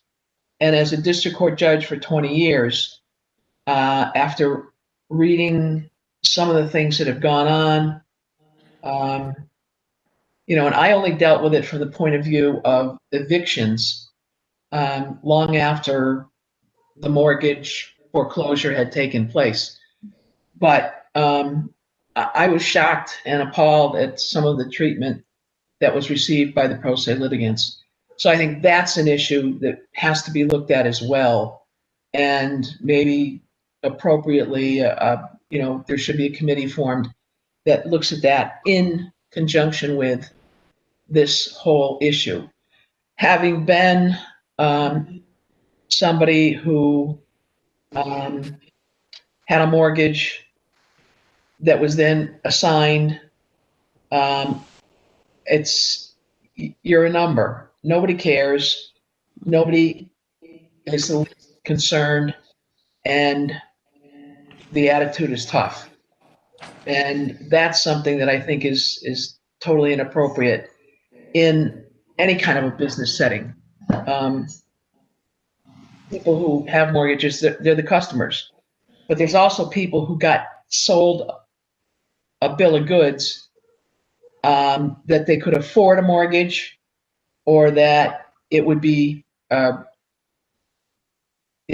looked at 3 years down the road, and don't worry about the interest rate, it'll all be taken care of. And that's nothing but out and out fraud. So none of this has to do with Justice Budd in terms of her competence and qualifications. But I think this is a good place to bring these issues up. And I appreciate your efforts, and I hope things work out for you.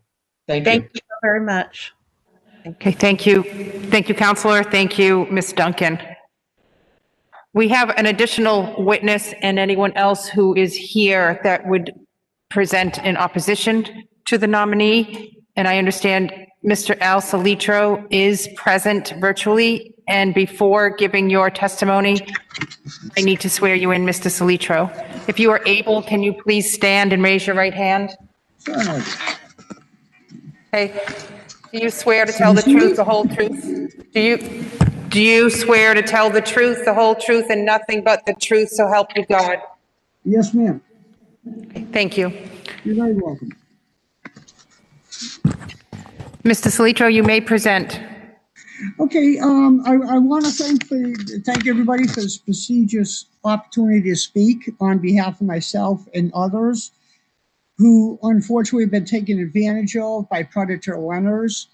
My case is probably not unique in simulation, but my mother had stage 4 cancer, and she was offered a mortgage, a 30 to 35-year fixed mortgage. Now, in common sense, I'm just going by the intentions of the bank, the predatory lenders. In contemplation, basically in common sense, who would commit to a 30-year mortgage based on somebody that had stage 4 cancer, number one? They're obviously not going to be able to obligate the completion of that mortgage in 30 years, given that factor. And me, as a legal heir, had taken over the mortgage and was paying the mortgage consecutively. And at the time of her passing, what happened, just to give you a little history, is the lending company did not want to revamp the loan. They said they absolutely couldn't. It was Fannie Mae backed, which, come to find out, yes, they can revamp the loans. But in my circumstance, they did not want to. They just wanted the property. And I believe that this was their intention to begin with, just given the factors. And so I was forced to be homeless, which I am now, and because of a direct factor in this. Now, when I was served to go to the housing court, they did not serve me properly. There was no constable. There was no... Basically, I found a summons on the ground, and yeah, I found it on the ground, and it was raining and so forth, so on. That's how I even knew I had a court appearance, per se. And when I'd gotten to the housing court, Judge Horan, well, I realized it was probably too late for appeals process at that point to file an appeals injunction or anything.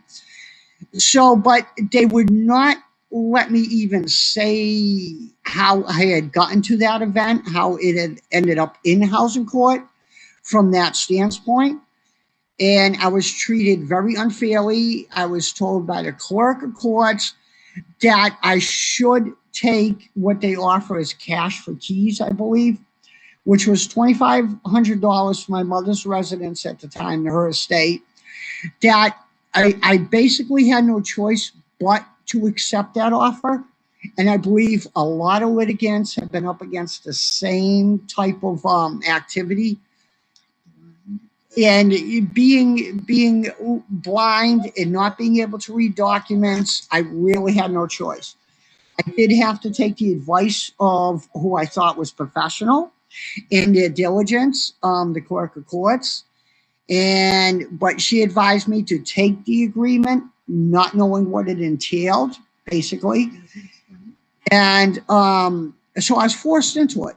I was forced to give up my mother's residence and forced into homelessness and forced into not paying a mortgage, which I had been doing. So I really don't see anything unlawful with that. I don't understand why a bank would basically not accept money.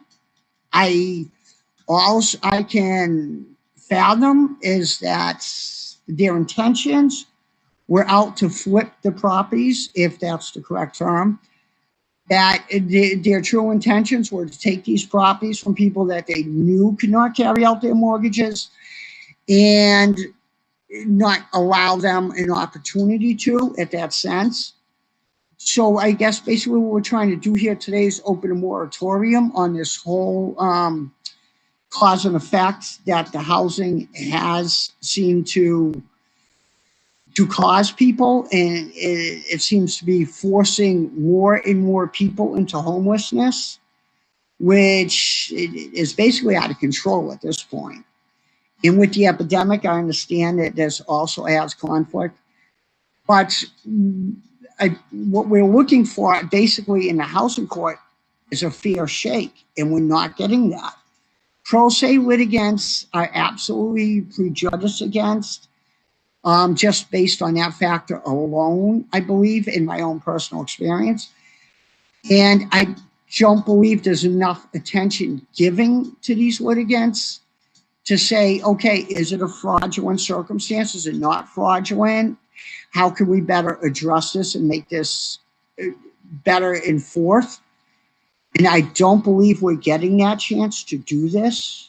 We're asking for some type of reform and some type of action that may be taking that says we may be able to present ourselves without being prejudiced against. Okay. Mr. Salitro, thank you. Members of the council, Councilor Devaney. Thank you, Mr. Salitro, for your testimony. I think that this is something that, that the public should know. And I've looked into your case, and it's so egregious, I can't even say. And so I do want to, just to give a little more history here. First of all, you were a self-represented litigant. And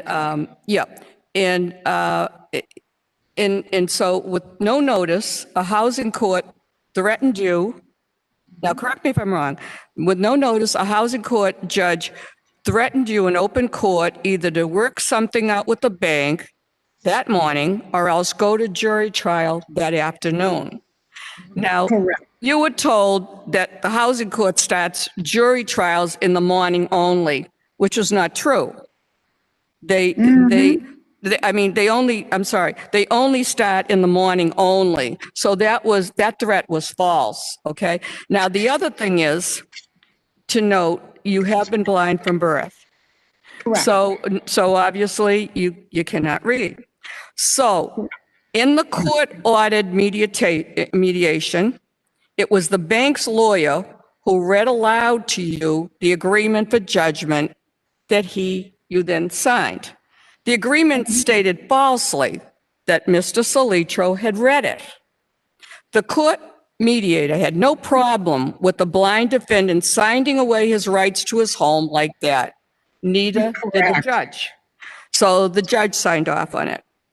And so you had not defaulted on your joint mortgage with your mother. No. The mortgage service have refused to accept payments of the total monthly amount after your mother died. Correct. There then it was foreclosed.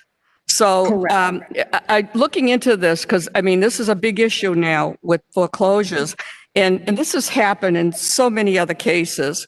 And so sadly, which you really didn't talk about, you only got a few $1,000s cash for keys for the family home in which you grew up.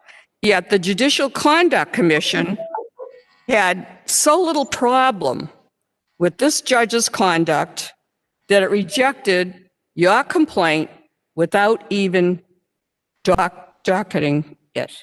So to me, the conduct of the Judicial Conduct Commission should be addressed. Yeah. And this is something I'm heartbroken for you. And I think from what you said, we'll start here and see if we can help in any way to get you the services that you deserve. So obviously, to me, the commission is not being fair, and you have been treated so badly. And I understand you're a single father too? Yes, correct. Yeah. Well, my daughter was also displaced because of it. Yes. Right. Well, and you're homeless. So where do you live now? Well, I live in the town of Spencer. I was recently displaced by fire, and I'm in a rooming house. So I'm just. Yeah, right. Well, this is the place, to come, because it gives all the justices that are here, an awakening of what's happening. And you are a symbol of those people out there. But to say that you read something which it wasn't given to you in Braille or any way that It you was could. basically impossible, yes.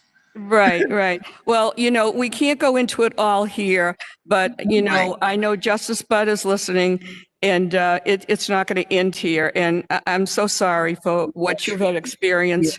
No one should be treated like that. And, we do have mentoring for judges, and I think these judges need some mentoring very badly. Okay, so thank you very much. Okay, thank you for your testimony, and I am personally very sorry for your experience.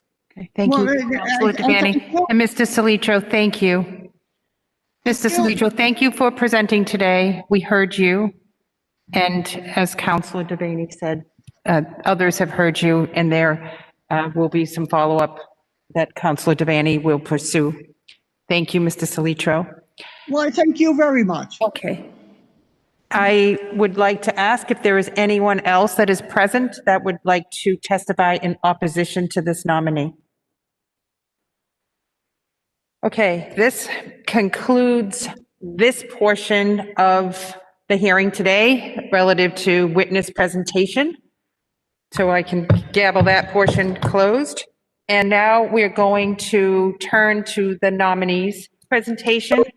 And after Justice Budd presents, we will take a brief recess and then come back to this room to begin with Councilor Devaney's questioning of Justice Budd. With that, we turn this over to you, Justice Budd. Thank you. Councilors, Lieutenant Governor Polito, I'm extremely humbled and honored to come before this body again, this time to establish to your satisfaction my worthiness to be confirmed as Chief Justice of the Supreme Judicial Court. I'd like to thank Bob Ross, the Governor's legal counsel, and Lauren Green Petrino, his deputy legal counsel, for their seriousness with which they have taken the vetting process to fill judicial vacancies, including those on the SJC. I'd also like to thank again Governor Baker and the Lieutenant Governor for nominating me for this position.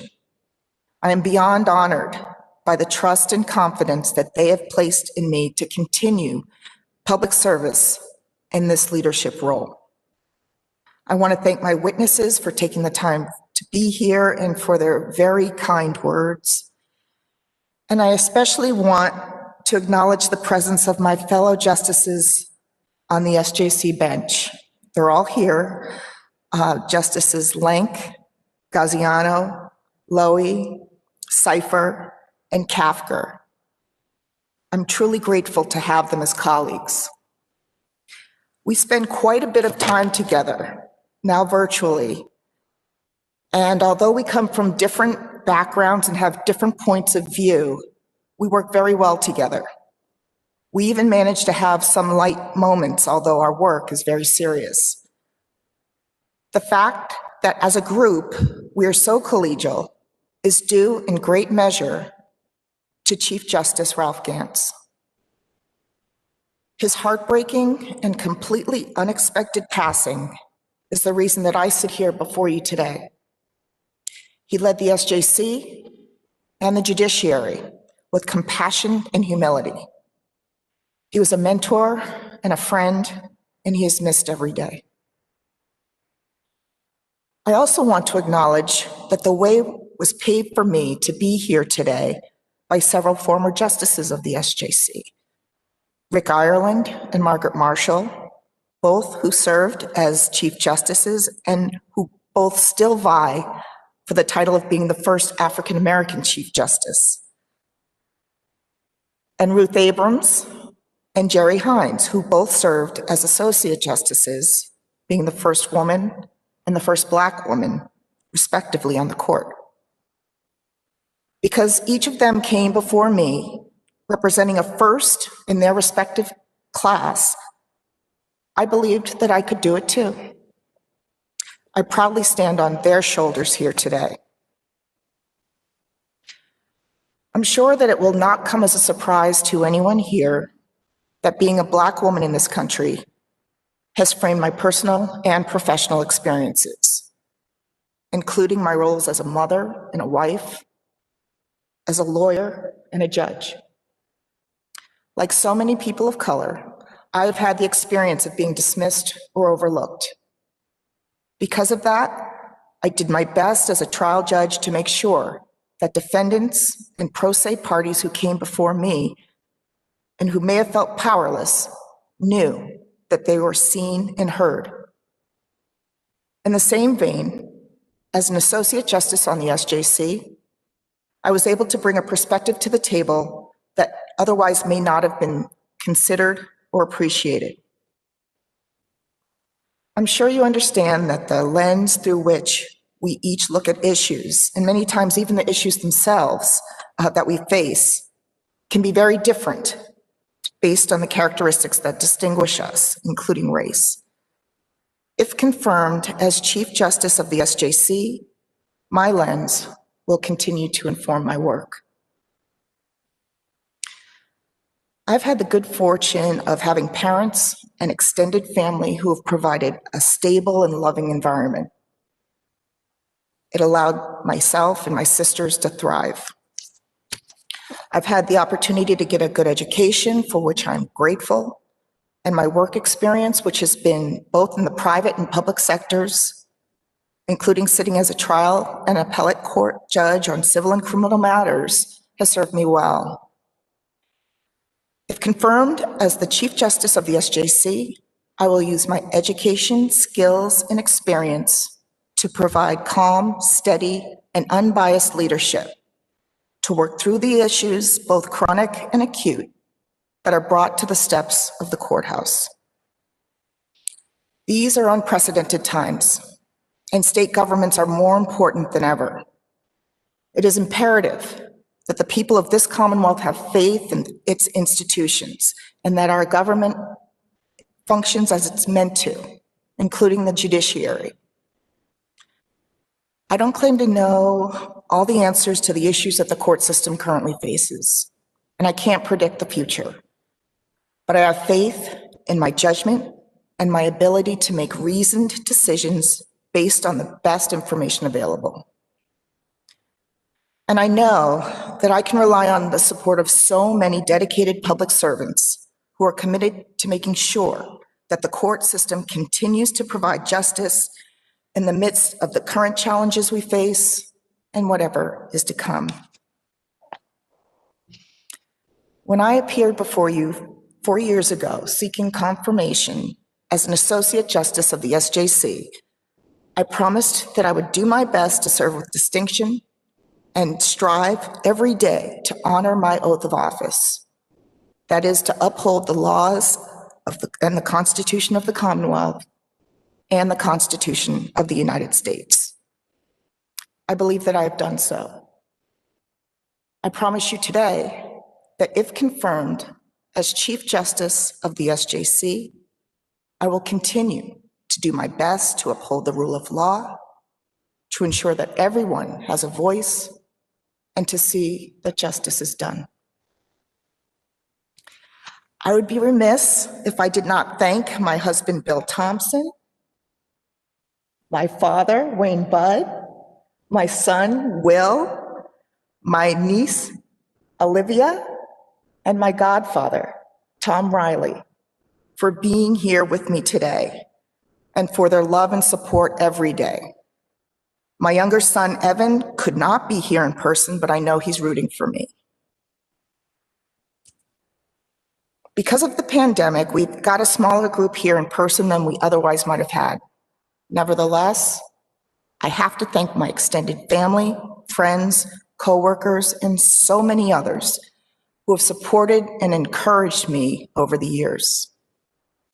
I know that without their backing, I would not be here. Counselors, thank you so much for your time, and I look forward to answering your questions. Okay. Thank you, Justice Budd. We will take a brief recess. We will take 10 minutes so we can be back here to begin the questions for Justice Budd. Thank you very much for your opening statement. Brief recess.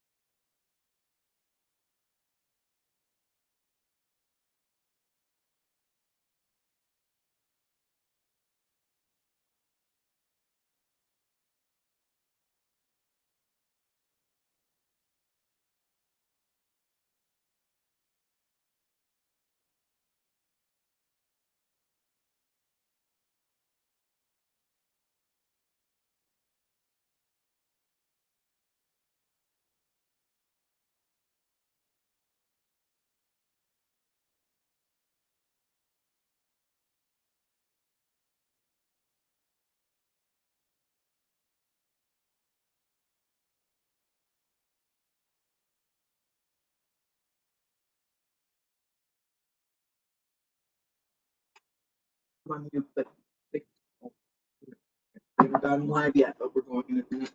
So I tried the phones. So definitely the pink, the sleek one is cool, but it fails with what I need to accomplish is to have something here that I can lean on. It's too sleek.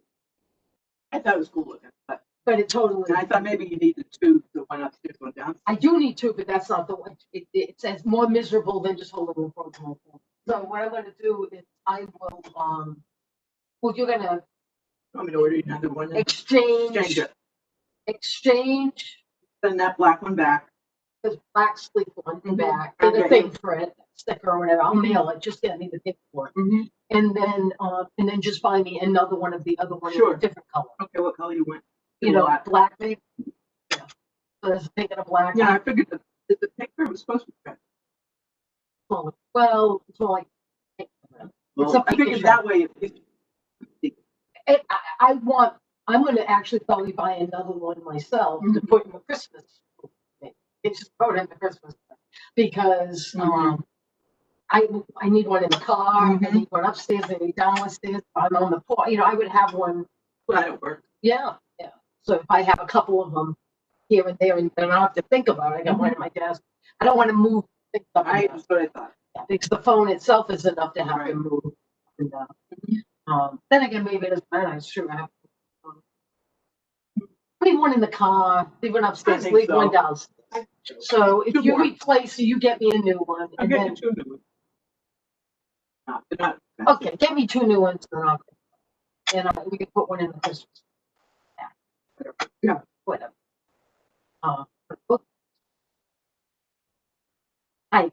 You can use them. They're not expensive. You know how you have your trees. I have my Christmas tree. And it's one thing we got it all figured out, me and Austin. We had it working really nice.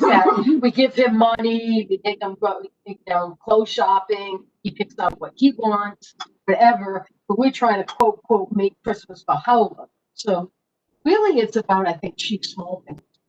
I don't think it's buying any more expensive things and just giving again packaging money in different boxes, you know, stuff like that, gift cards or whatever. But yeah, I think, you know, because they'd rather buy their own shit. I don't really go crazy buying stuff, but we got each a pair of boots and a couple of little things here and there. And then, yeah, just stuff to open. So in that mode of just buying stuff for them to open, you know, stuff like this, just have. And you say, oh, Sharon, I have another gift for you. Oh, Ellie, I got another gift. We don't even need to you don't get what I'm trying to say. But it's because it's a confusing thing for me. We had it figured out. We finally had it figured out. And hopefully there'll be children. And it'll be all about kids. But this year it is. And seeing the kids, and having a lot of decorations.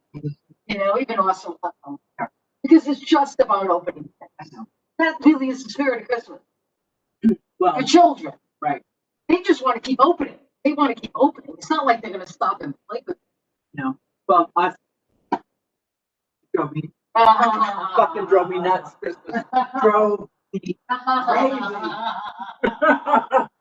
Christmas would always last all day.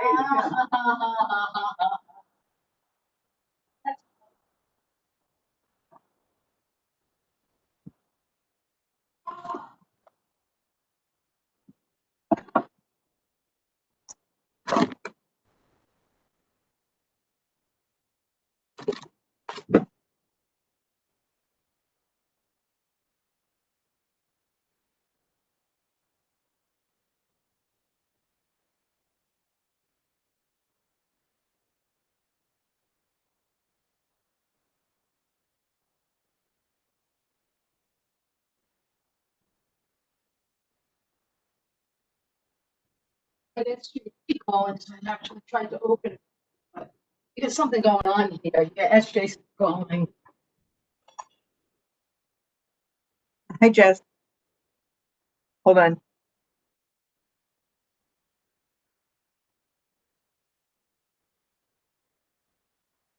Can you hear me? Okay, what's up? Hi.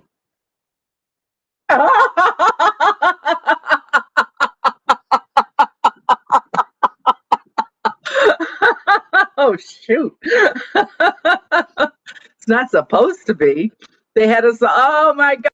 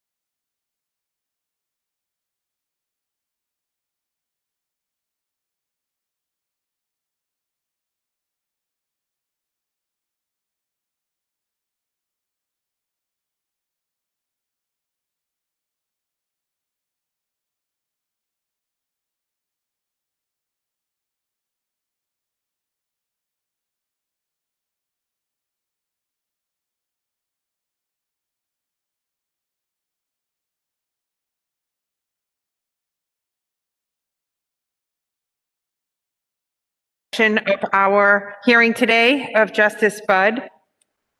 Thank you all for returning. Break was very helpful. We would like to continue with questioning by our council members, and we will begin at this moment with Councilor Ferreira, and then when Councilor Devan returns, we will go to her next. Councilor Ferreira. Thank you, Governor. Thank you again, Justice, for your service to the Commonwealth and for what you've done throughout the years. You and I met several years ago before you got on the court. We spent some time together outside of the council, and I got to know you and really appreciated the opportunity. I think you're doing a fantastic job. You've been vetted and revetted again. And I'm not one to ask questions for the sake of asking questions over and over and over again. You and I did discuss one thing.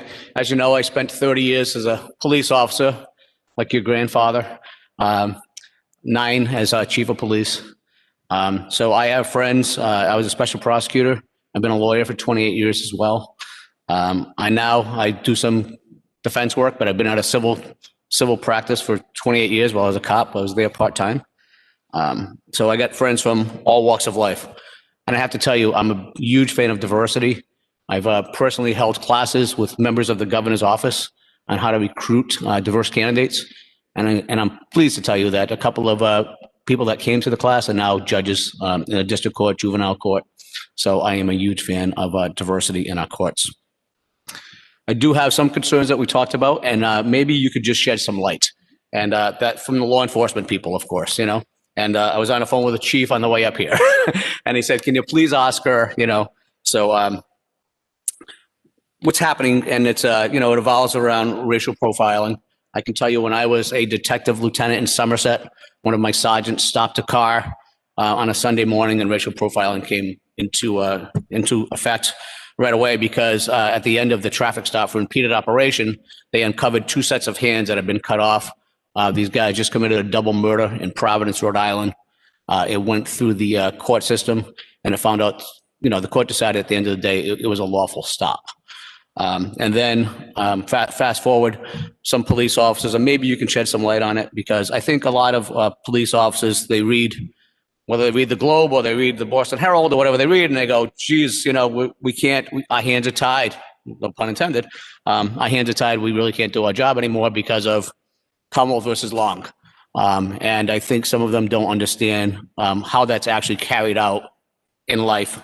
But I can tell you that, I talked to guys today, and they're like, the word on the street is R2I. You respond to an incident. You don't stop anyone. You don't, no contact, no issue. So, of course, we all want police officers to do their jobs.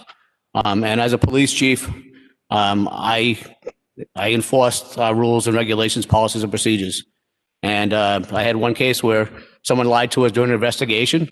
And as you know, under Brady and Giglio, that officer can never testify again, because at every time that officer would testify, we had an obligation to tell the defense lawyer he's a proven liar. So I had to have that officer resign or be fired. And cops are concerned now that if one of the questions that we talked about is that if they are deemed to have been biased in a stop, even though there's an objective motor vehicle infraction, there's an inspection sticker. It goes through the Commonwealth versus Long analysis now. Cops are concerned that if they're found to have been biased, the judge somehow reads into the officer's mind that it was racial profiling and not just for the sticker based on the occupation of the cop or, whether his job was to stop cars or not. And it goes on. But whether or not their credibility would be called into question every time they testified. So chiefs are concerned, geez, can I have that guy respond to a murder? Can I have him respond to a B&E? Or is he going to be, first guy in the scene? And the first question is going to be, weren't you the guy that was proven to be biased against, diverse people? So those are concerns from law enforcement, and you and I had conversations. And, I'm not asking you any direct question about it, but maybe some thoughts, and maybe if you could shed a little light on how it's going to play out, and, if you care to, that might be beneficial to everyone involved in the process. Sure. Thank you. Okay, so first of all, it's important that police officers can do their jobs. We rely on them for public safety, and they're essential. In terms of the Long decision, I just want to emphasize that that didn't change the law in any way. It's okay to stop people for a traffic infraction. It's not okay to stop someone because of their race. So with those things in mind, Long gave defendants an opportunity to show that they have been stopped because of their race, an opportunity to prove that. Back in 2008, we had Commonwealth versus Laura. That's when the court first said you can't stop people because they're Black or a different race. But we said that in order to prove that, defendants have to show statistics. That was back in 2008. It hadn't ever been done between then and now. So we realized that that wasn't enough. It didn't allow defendants to actually make a preliminary showing. What Long does is allow defendants to look or to show the judge the totality of the circumstances, everything that happened, and then the judge decides whether or not they think that there was racial profiling involved. So racial profiling is not okay, right? Right. And this is just about how a defendant can prove it. Understood. Back to the testimony by Patrick McCabe earlier, and we talked about the Miller case. Do you still stand by what you told us a few years ago, that shared physical custody should be the norm, all other things being equal for parents? You know, these issues are complex. Every fact pattern is different. I believe that we have to let the judge and the probate and family court make the findings, figure out what has happened. And it's our job, frankly, to figure out whether or not the judge has abused his or her discretion. So there is no question in my mind. Two parents are important. And if there can be joint custody or, you know, however it works best for the children, that's what should happen. That's what I believe. Right. Judge, I want to tell you straight, you have my vote next week, and I know my other councils have other questions for you, so I'm going to be finished, and again, thank you for your service to the Commonwealth. Thank you so much. Thank you. Thank you, Councilor Ferreira. I'd now like to invite Councilor Devan to question the nominee. We meet again. Good morning. Good afternoon. I can't tell you, Judge Bud, how honored I am that I shared your journey and your whole journey in this judicial experience from the time 11 years ago in another administration. And as the district counselor is designated for the past 60 years to preside over your hearing, I was so proud to be presiding over your Superior Court and through the years. And I just wanted to follow up on some of the things that was said about joint parenting. I want to tell you that I belong to Women in Leadership for Shared Parenting. And I think for too long, fathers have been, in the past, have been just left out, and it's just a given that the mother is going to have custody. And we know how fathers are so involved today. And I just love it when I see fathers alone pushing a baby carriage. And I have to date myself.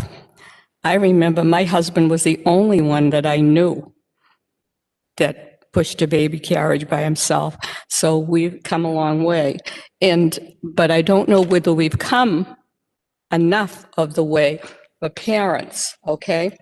Now, what criteria would you use to allow a parent to move with children, to move away with children?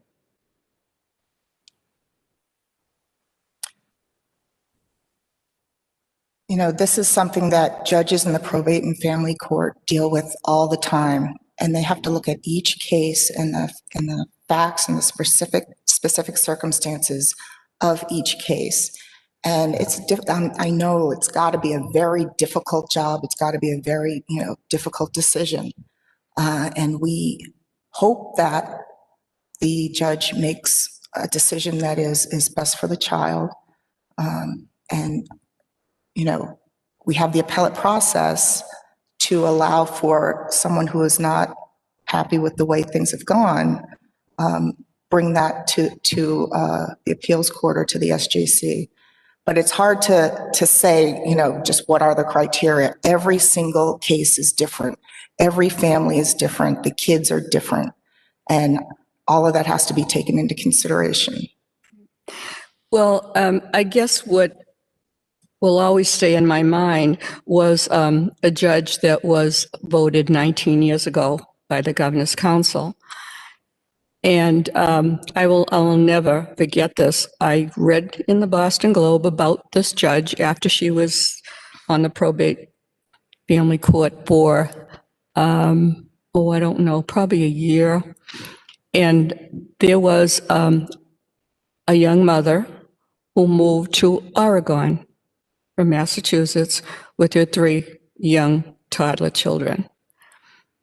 And I looked and I couldn't believe that, she allowed that. But what really, really grieved me was that she gave, I hate the word visitation. I hope they threw it out. I think they did. They gave the father 1 hour on the internet from 6 to 7 to see his children. You can't hug a computer. So he's divorced from his children. Now, in that case, she had no family waiting there. She had no friends. She had no work. She had no one there. And looking into it, the father was devoted to the children, and he lived close by to where they lived. And he used to see them every day. And even on Christmas Eve, he would stay overnight to see them get up and open their presents. So, to have this man divorced from his children, what criteria was used? There wasn't any. And it was so bad that it was written up in the newspaper. Terrible. But you know something? I don't have a crystal ball, and I don't know how people are going to be on that bench. You have never disappointed me. I've always been so proud, and always proud to be your district counselor, and I'll always hold that. Now,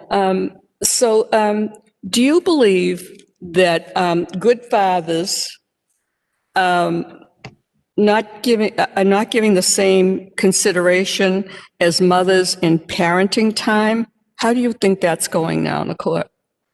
I hope that, I know that things were different, years ago. I hope and I believe that judges consider the positive effects of both parents being able to spend time with their children. And I think that's something that judges So 50-50 even in contested? I don't know about, it depends on the specific circumstances. I understand, but, as I said, I think we've come a long way, but I think we have a lot of good fathers out there, and there's so many fathers that are at home now while the wife is out working. It's a whole different, lifestyle that when I was bringing up my children, and I know my husband spent a lot of time with my children, but I just think in a divorce situation, the fathers have not been considered equal on that. So, okay, so let's go back to, I'm very concerned about what's happening in housing. I mean, when you hear Mr. Salitro, a blind man, I mean, how much discrimination could you have against a disabled man? And so they did everything dishonest and everything, and he lost everything. So I have been looking into a lot of this about the foreclosures, and a lot, because of the situation, a lot of the litigants are self-representing, and they're not given from what I'm hearing, some instances, they're not given the respect or, that the lawyer is getting, and all of that. So, okay, so knowing that, the judge will not allow continuances, I've seen that, to a litigant who does not have a lawyer representing him. And yet that person is supposed to represent himself as a lawyer, and it just isn't fair. So now in the land court, I've learned that they accept a plaintiff representative that's the mortgagee, but he doesn't have to give any evidence to prove it. How can that be allowed in court? Because we have these non-existent entities who this innocent person who does not have any legal assistance is, loses their home and everything else. So do you, and it was said, and I know it's women, it's people of color, it's people with disabilities. The most vulnerable are being taken advantage of. And, what can you do about that? Well, I was moved by the testimony of the witnesses who were having issues with foreclosure, and there's no question that they're at a disadvantage because they are pro se. They don't have legal training. They don't have someone to represent them. And that's an issue that we definitely have to continue to look at. Chief Justice Gantz was very... this was his thing? Yes, that's right. So that's something that obviously I think is very important, and it's something that we will continue to work on to make sure that everyone has equal access to the courts. Okay, now Massachusetts has been called a title theory state. Do you think it's important?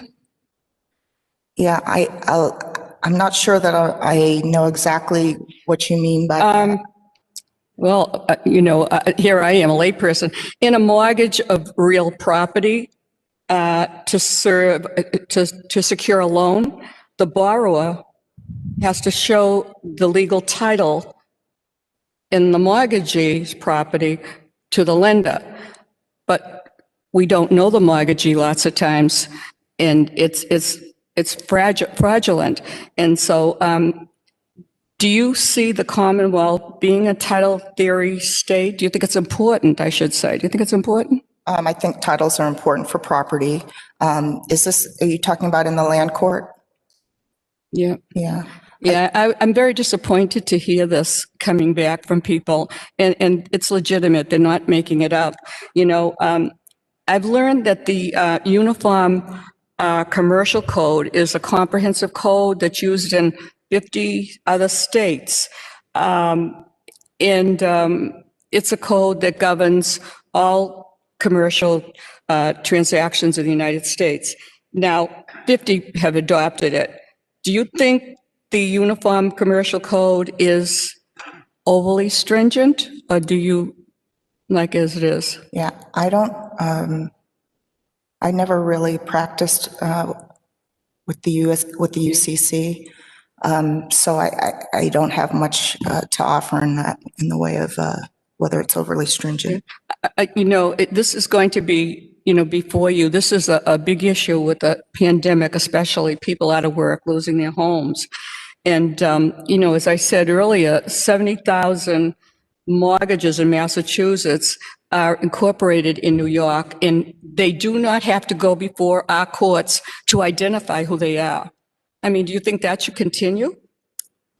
I think we have to have strong rules in place to make sure that the documents that are presented to the court are authentic.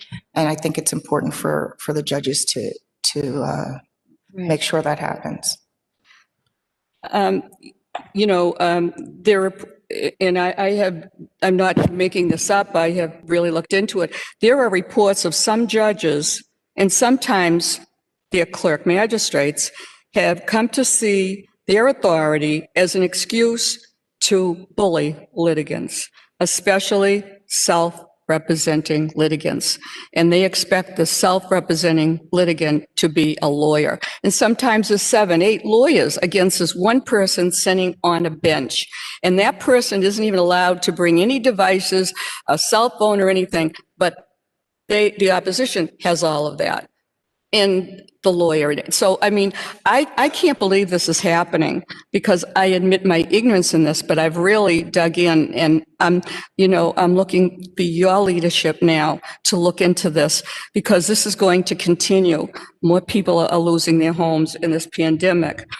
The other thing is, the Judicial Conduct Code, doesn't that require a judge to control the behavior in that court? Or am I mistaken? I thought that's what it was to do. The Judicial Conduct Commission? The code. Yeah. Yes, so judges are supposed to act in a professional way. Okay. Okay, do you see any vote of Massachusetts Supreme Judicial Court to address the conduct of such judges or clerk magistrates? I mean, this is access to justice, or is it charged to the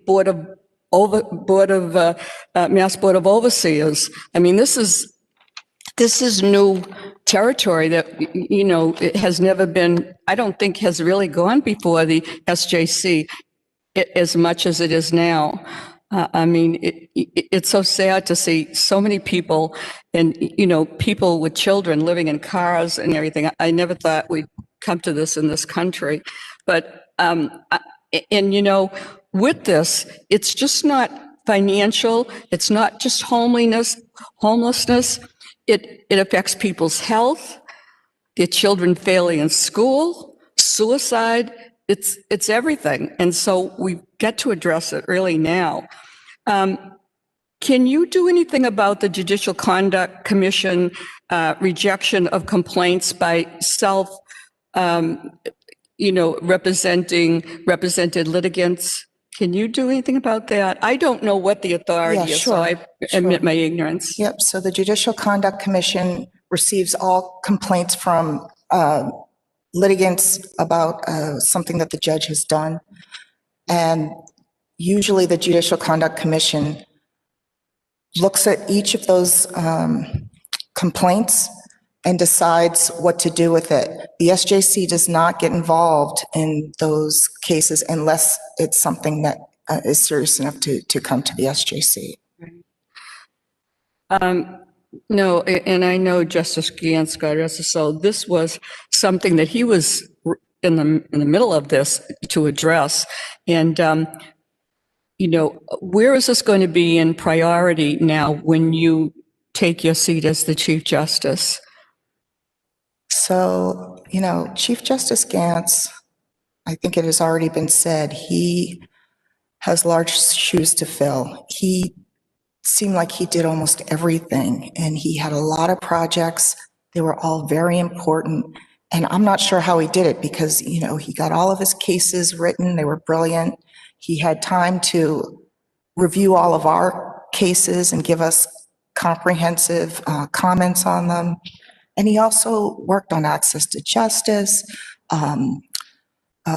racial discrimination, systemic racism. He worked on the eviction issues. He worked on so many things. I ask that you give me a little time to figure out all of what's going on and figure out how to. Of course. And I know, like I said, this is, uncharted waters, I know. I mean, we've never gone through a pandemic. We've never gone through, I have a son that's out of work. I mean, it's affecting everybody. And so I'm just thinking of Mr. Salatro, a blind man, who they said he read this, he couldn't read it, all of it. And to say that, that he had to sign that or it would go afternoon court, and they don't have afternoon courts, they're in the morning, all of the lies, and they took his house. He's homeless. Now, what can we do something now? It's after the fact. What can we do now about those judges about those, to hold them responsible, just as him, as a poster child for all of the people who have gone through such experience as he has. I mean, is it just that he just has to go on with his life the best he can, or is there any retribution for this? Yeah. We've got an appellate process. I'm not sure where he is in that and if he did appeal and if what happened with that. All I can say is everybody tries to, that we have a system, it's not perfect, it's flawed. We're doing our best. And we do have ways to appeal these types of decisions. And it just has to go through that process. But I have seen that the Conduct Commission does not go to bat for people like him. And that's where I'm saying he's done. He's through with court. He gave him a few dollars, gave him his keys, and he's gone. And, I can't forget him, and he's representing 70,000 more people. And I'm just saying, I don't expect you to answer today, but what can the Supreme Judicial Court do for these people to advocate for them after they have been wrongly treated, who have been lied to, who have been bullied? I mean, I read about this woman, she was all alone, sitting there on a bench, and she was bullied by the judge and bullied by lawyers out in the hallway, and she left there crying. That's not justice. So, I don't want to be redundant, but all I'm saying is, please bring that before, the Supreme Judicial Court. Let's see what we can do with these people who have been unfairly treated, And so I think that's really the priority now, to get people to know that justice works in Massachusetts. And for me, as a counselor for 21 years, in voting for how many hundreds and hundreds of people, I don't know everything that they're doing. And probably some of these judges or clerk magistrates that I voted for are bullying. I don't know. But I can't be all over the state in every courthouse. I do my best to go to parole board hearings and whatever I can do. But this is something that really touches my heart. And this man is a symbol, Mr. Slotra. Yeah, I mean, as you're speaking, one thing does come to mind. A litigant who's not happy with the way he or she has been treated by the clerk magistrate or the judge can talk to the first justice in that courthouse. And that's the person who is supposed to be in charge of what goes on in the courthouse. And if they don't get satisfaction there, they can go to the trial court chief, Paula Carey. That could be true, but someone in his position doesn't have someone to assist him to do that. Yeah. He went through a lot. He took care of his parents that had Alzheimer's. He's gone through a lot. And to be born blind he's had some good jobs. He's worked hard and he's just won. I'm so glad he came. It doesn't apply to you right now, but I'm just saying, do we just forget them and let's go on with the next one? I can't. No. So I'm just hoping that would be on the agenda to see what we can do for people like him. And also to seek justice against these judges and clerk magistrates who are lying, who are bullying, that you got to sign this, and said he signed it and he can't see. I mean, it's unbelievable to me that this is happening in Massachusetts. Maybe I'm naive, but I believe in justice, and it's disappointing to me. So I think that's it. I think, the other thing is with parenting, there are so many divorces now, and we have to think of the children. Children deserve two good parents. And if they're both good parents, then they should have access to those children.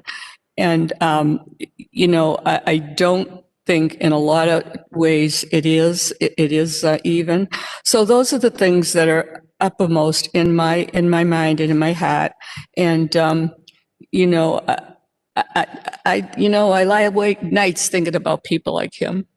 It's not fair to be lied to. And those people keep getting away with it. They have mortgagees that are nameless. their corporations, their banks and everything in New York and everywhere else. And the judge does not require them to identify. I don't understand it. But anyway, I've gone on too long, and I'm just over the moon today. I'm so excited because I have a philosophy: you promote from within. If you work at Dunkin' Donuts and you know, and the boss has left and you're the assistant, you've done a good job, you should get it. Don't bring someone from outside. That's disrespectful. So I can't be so, and you are blessed to be with the best judges that we have in Massachusetts. And I am so honored and proud that I have voted for every one of them. Just one in 21 years, and she's gone. So let that go. But I'll tell you, I do want to mention Justice Link. I really feel she's the unsung hero. There wasn't anyone that I have met that has such a quiet demeanor, temperament, and she is so dedicated. She works late, she works hard, and I don't think people realize. But you know what? I'm going to keep trying to change that 70. And you know who's behind me wanting me to do it? Justice Jerry Hines. So I'm over the moon. That's all I can say. And how wonderful that you have family here to, you know, to participate in this wonderful. Imagine the highest position, judicial position in Massachusetts, and you deserved it. And you're in my district. Thank you so much. So Council. thank you for all the time that you have given me through this whole process and through the years. But 11 years. You come a long way and you work for each step that you've taken. Thank you very And I'm much. pleased. Thank you, Thank you so much. Thank you, Councilor Devaney. We can now move to Councilor Jubinville. Thank you. How are you? Good. So I told you that I would tell the story that I received from two people in Springfield about your grandfather, Captain Bud. They said you didn't want to get sent to Captain Bud because you would be treated pretty severe, but you would be treated in a fair way. And they said, but what he did do was he saved so many young people from quitting school or different things that because they were afraid to go to him, so that they would straighten out after that. And I'm sure he had his hands full with your father and his good friend, former Attorney General Tom Riley, running around the streets of Springfield. I've heard stories. Yeah. So that was an interesting story. I got a kick out of that. Let me ask you a couple of things here. I'm just going to read part of this letter that Judge Ireland signed and Judge Hines also along with. I think it was 40-something judges regarding the charging by the U.S. Attorney of a sitting judge in Massachusetts. And I'm not talking about what was alleged to her. My question is going to be on a more general sense. So the letter, and I'll read parts of this letter. The recent indictment of a sitting Massachusetts state court judge initiated by the U.S. Attorney unnecessarily and inappropriately impinges on state authority over its courts and threatens judicial independence. We, as retired members of the state judiciary, stand firmly in opposition to this ill-considered intrusion upon the long-standing and well-established right of our courts to operate free from federal interference. Massachusetts judicial system is parallel to and not subordinate to the federal system. The Massachusetts court system faces a crisis born of escalating efforts to disrupt and interfere with its proceedings by federal officials implementing immigration policies advanced by the current administration. It would be unthinkable for the state law enforcement authorities to enter a federal courthouse to arrest a defendant or witness irrespective of the status of the federal case. Yet, in the recent past, we've seen federal intrusion into the administration of justice and federal courts. It is a duty of state judges to resist outside efforts to influence and intimidate trial court judges and employees and to interfere with state court judicial proceedings. Escalation of undue pressure by federal officials is clear in light of the recent federal indictment of a sitting judge and a court officer arising from conduct in the course of their official duties. Whether the conduct of the judge was appropriate or not, federal indictment is a draconian response. And they talk about sending a chilling effect on all of our state judges. I do believe it was intended for that. I don't believe any federal judge, any state judge would be charged by a U.S. attorney without the okay of the United States Attorney General, and in this particular instance, the White House. So I believe the purpose was to have a chilling effect on our judges and to send a message that this wouldn't be tolerated. Again, not what she's accused of doing, whether she did it or not isn't the point, as mentioned in the letter. But just the overall action by the U.S. Attorney's Office, if you could comment on that. Counselor Jubenville, I'm sure you can understand that it wouldn't be appropriate for me to comment on an open case or on, the specifics of the case that you raise, because it or issues like it could come before the SJC in our role as general superintendents. I can say that I think judicial independence is extremely important, and that's one of the reasons why I'm glad I live here in Massachusetts. Well, has there been any guidelines established by the SJC with regard to this issue for our judges in our courts? There have not. I mean, it's still an open case, and we do not. I understand it's open, but I'm talking about the intrusion from a federal point of view to our state judges. There's been no guidelines as far as what our judges are supposed to do with regard to illegal immigrants in this case. Well, judges have independence and discretion to do what they think is best in their courtrooms. Mm-hmm. And so we do not have guidelines right now. Maybe it's something we need to look at, but I think it also depends on what happens here. Well, I think what happened here, and I'm not talking about what the disposition might be at the end. What happened here, in my view anyway, was an intentional action from the highest authorities in Washington to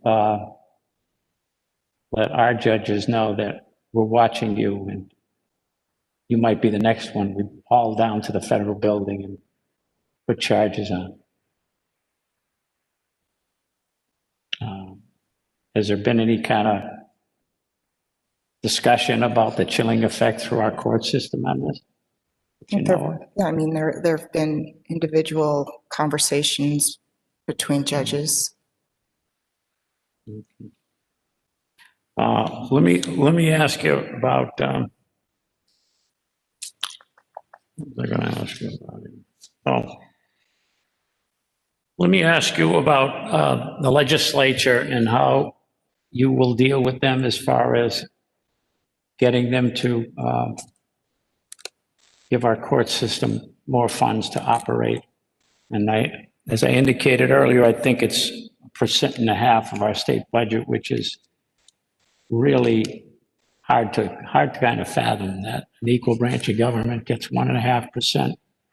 And with that, we're still able to do so much. But can you imagine what you would be able to do with 5%? How do you unlock that purse over here in the legislature?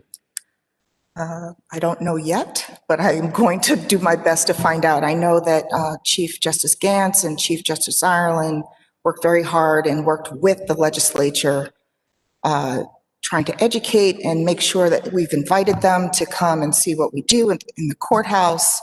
I think I need to do some outreach. I know that Chief Justice Ireland has offered to give me some tips, which I will happily accept. And I absolutely agree with you. We've got to have appropriate funding in order to do what we need to do every day. The court system is very important to a lot of people, and even for those who don't use the courts every day, it's very important that they have faith that they could use them and that we're there.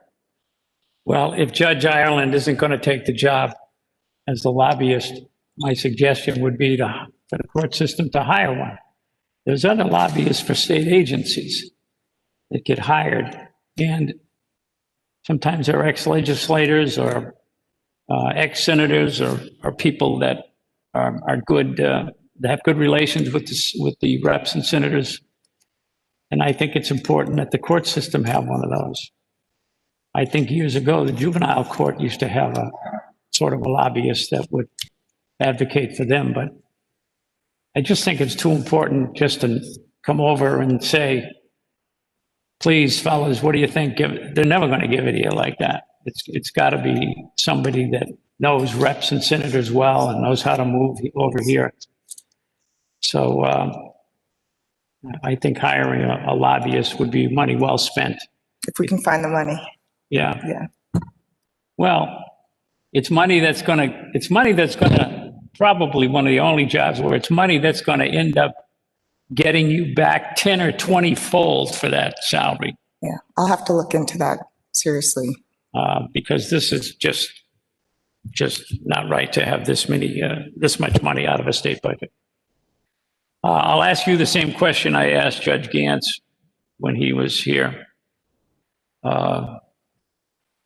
That you're going to be the head of the equal branch of government in the Commonwealth. Yet you're the only person that has that status that has no check and balance on you. And, you know, the legislature, they have to go to the voters. The governor has to go to the voters. The chief judge doesn't have to do that. So I asked him, and I'll ask you the same thing. Do you think there should be like a time limit on like a 5-year term as the chief judge? And then if for some reason you either don't want it again or there's some reason you go back and sit in a regular court and a new chief judge takes over for the 5 years. Well, I don't expect you to say you want to do that. You don't expect me to what? Say you want to do that. Oh, okay. But just philosophically. No, I understand. I absolutely understand the concern about having a check on power and that this is not an elected position. Yeah.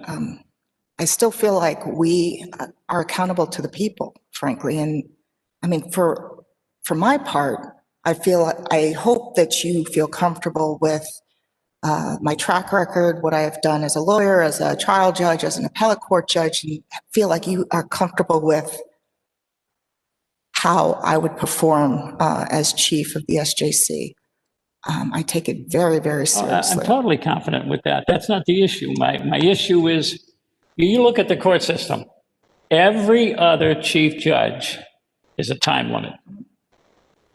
What, 5 years usually on all chief of the district court, chief of the juvenile court, and they have to come back and either be reappointed and I'm sure, you know, you get input from different judges in that court as to how a chief is handling it. But every court we have has a chief that only sits for 5 years. Judge Carey sits for a time limit. Chief Judge of the Superior Court. The Chief Judge of the SJC is the only one that doesn't do that. So. But I don't think they have to come before you to be chief of their courts. No, they don't. And you wouldn't have to go before us again. I'm not saying that. I'm saying you would have to get some vote of confidence from, let's say, the other SJC judges. They give me their input every single day. Yeah. So anyway, it's a thought. Let me ask you about just briefly about a couple of cases. that I know you're familiar with, Commonwealth versus Rosario. Yeah, that was a case that I did during the first court term that I was there. And so my question in it is, the usual we hear constantly in this business of interrogations that are fraught with issues. In this case, the defendant was forced to sign some documents. He didn't speak English. And one, according to a translator, he wasn't even shown the document that he signed. It wasn't read to him. And you pointed that out as problematic. My question to you is, with today's technology, why isn't every single interrogation taped and audioed? I know you did a case where you said you were recommending it for murder cases, but that, I think, in my own view, is recommending that has never worked. Yes, they do it in murder cases sometimes, most of the times. I'm talking about other serious felonies. I'm talking about whenever anybody goes in for an interrogation. It is so easy today to do that. And we spend more time fighting in courts over what was said in a room. And, this was said, no, it wasn't. We go back and forth on these motions to suppress, and it would cut out all of those if every single case was put on an audio and a video. I agree. I think that a lot of police departments are doing that as a standard. And if they don't do it, they don't get the benefit of the doubt about what they said happened. Yeah, but it's so hard in a courtroom without a video. I mean, nobody's getting up on the stand and saying that they did this terrible thing to the defendant and made him confess. It's not ever going to happen. Yeah, and just to be clear, in this case, this wasn't back in the 80s. Right. Yeah. Right.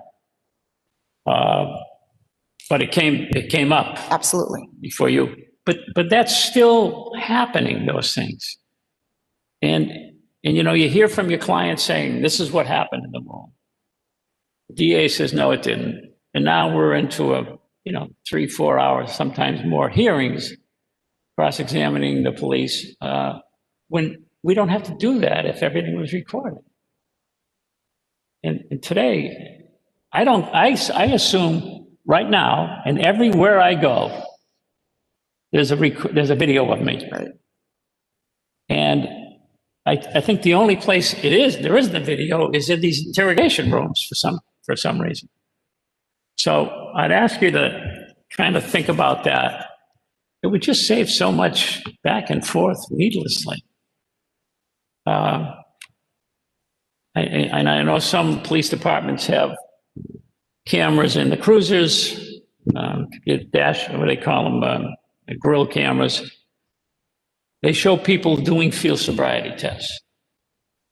It cuts out so much argument when you see it on the video. It either helps your client or it doesn't, but there's very little argument over it. Yep, I agree with you. I'm not sure what the court can do. Well, you can order it. Well, You ordered it in the, what was the name of the case? Di Benedetto. You ordered it saying, we suggest. Well, now the court can say, this is no longer a suggestion. This is going to be a court order. If you're interrogating a defendant, it's audioed and recorded. There isn't a police station in this Commonwealth that doesn't have that equipment. Even if they interview him in his own house, put it on a cell phone. Yeah. And not only would it save a lot of work, it would be fairer. It would cut down on these allegations that the police were heavy-handed because it wouldn't be on the video if it didn't happen. anyway, that's my take on that. The other issue is body cameras. I don't know why every police officer in this Commonwealth shouldn't have a body camera on with what's happening in today. So, I mean, I think you on the court up there can have these cases that you can say, we're ordering it. If we get a case that has those facts, I'll certainly take a look at it. I'll try to get one. Okay. The next case is the Williams case, where there was an issue with the juror. Yes. Remember that case? I do. I do remember that case. And Mary, right behind you, worked on I got a kick out of the decision because the juror says,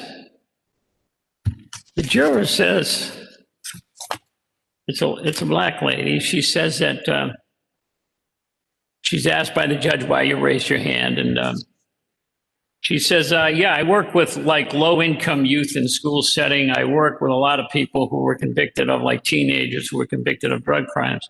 And frankly, I think the system is rigged against young African-American males. If I was a judge, I would immediately make her the jury foreman, because not only was she honest, she was the only one telling the truth in that goddamn jury, as far as I'm concerned. But anyway, the judge said, you think that belief might interfere with your ability to be fair and impartial? She says, I don't think so. And I think the decision was she wasn't more certain of her answer. The judge says, you think you can put this aside? She says, I don't think I can put it aside. And he says, no. And she says, look, the lens that I view the world through, I think I can be unbiased. I think I can be. I think I can listen to the evidence. And she says, again, I think so, when asked by the judge. And your order indicates, your finding indicates that the judge should have went further in exploring that issue with this juror before he threw her off for cause. But you know, when somebody's asked a question, like I ask you, do you think you can do this? The natural response to somebody is, since you brought up the word think, I think I can, or I don't think I can. That's right. But in this case, it seemed that answer was not certain enough. Although she was responding to the judge's think question.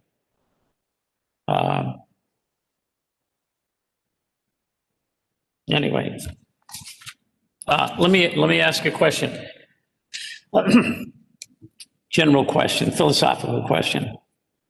Do you think the day of jurors, the way we pick them, should be reconsidered?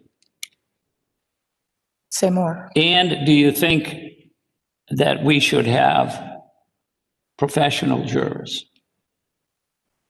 There's a lot of research been done on that topic. And having a group of jurors who got a stipend for sitting, but they were professionally trained by the court to be fair and objective. And if they didn't fit certain criteria or testing along the way, they got booted out of the group. To make the finding without emotion or those kind of things. And at least try it to see if it works better. Because to me, jurors are really an unknown quantity. They can decide guilt for any reason they want, and we never know sometimes what they decide in their own minds or why. And I just think we ought to think in these days anyway, that maybe taking a look or doing a pilot program for professional jurors that have to meet certain criteria to sit. It's an interesting idea. I'm a little skeptical, maybe only because this is, I'm. How can we do I grew anywhere? up doing jury trials, picking people from a cross-section of the community, coming from all different backgrounds, bringing their own experiences, and it's not perfect, but I think it works most of the time. Well, that may be the problem. I read yesterday, a fella in Boston here did 41 years state prison for a crime he didn't commit. And how many times have we heard those stories? No question. Statistics say 15 to 20% of jury verdicts are wrong. That's a lot. And when you're dealing with somebody's freedom, you imagine how hard it is to be in jail when you committed the crime? How much harder it is when you didn't commit that crime? 41 years, and I think the fellow was from Springfield. Can't even imagine. Originally. And his son was with him and said that he was like 2 or 3 years old when his father went to jail and he never saw him. But I'm just thinking that maybe if the jury was a professional jury, maybe they would have less mistakes than the jurors we have now. I'll tell you one thing. I would never want to sit in front of a jury. Never. Because you have no idea how they're voting. Right. They may not like your looks. That's right. They may not like your lawyer's looks. But to me, that is no joke. That is leading it to people that can take your freedom away, and then 10 years later, or 20 years later, oops, we made a mistake, sorry, you can go now. Anyway, that's something I think we should take a look at, because we seem to be, with DNA now, more and more people are being shown. And don't forget, during that trial, wherever it was, an assistant district attorney stood in front of a jury and pointed and said, he's the man that did that killing. That killed little whoever, and pulling at the heartstrings of the jury. So anyway, that's an idea. The other issue I have on jurors is grand jurors. My question philosophically is, why do we have grand jurors anymore? They seem to have lost any sense of relevancy. I had over the years, I've had probable cause hearings. I haven't had one, I think, in over 20 years now. About a month ago, I was before a judge in probable cause hearing. The assistant district attorney, who's a great guy, he said, Judge, we're not ready. We're sending this up for an indictment. We're not ready. And I said, well, Judge, I said, I'll say something about my friend's comments. What he means to say is, we're never having a probable cause hearing. Ever. And I said to the judge, you probably have never had a probable cause hearing. I think the judge had been sitting about 5 or 6 years. You probably never had one since you've been on the bench. We are not going to have any probable cause hearings unless the DA wants a judge to have it to get rid of a case that he doesn't want to touch. So it seems to me, if there's a probable cause hearing on the books and we're supposed to have them, then we should have them. I was encouraged somewhat being up in Lowell about 2 weeks ago, where I had the same situation. And the judge said to the DA, why aren't you ready? And he said, well, we don't have the ballistic expert. And he said, well, you don't need that for probable cause hearing. So he said, what I'm going to do is dismiss the case as it has to do with anything that would be going to the Superior Court. So he cut out a bunch of charges and left it in. And that was the first time I've seen a judge do that. And I don't know how many years. So the question is, you know, we got grand jurors. If we're going to have them, my suggestion is we have court lawyers that handle the grand jury. And we get the district attorneys out of the grand jury. So there's no question of what went on in the grand jury. Because the old joke is the DA could have died a ham sandwich.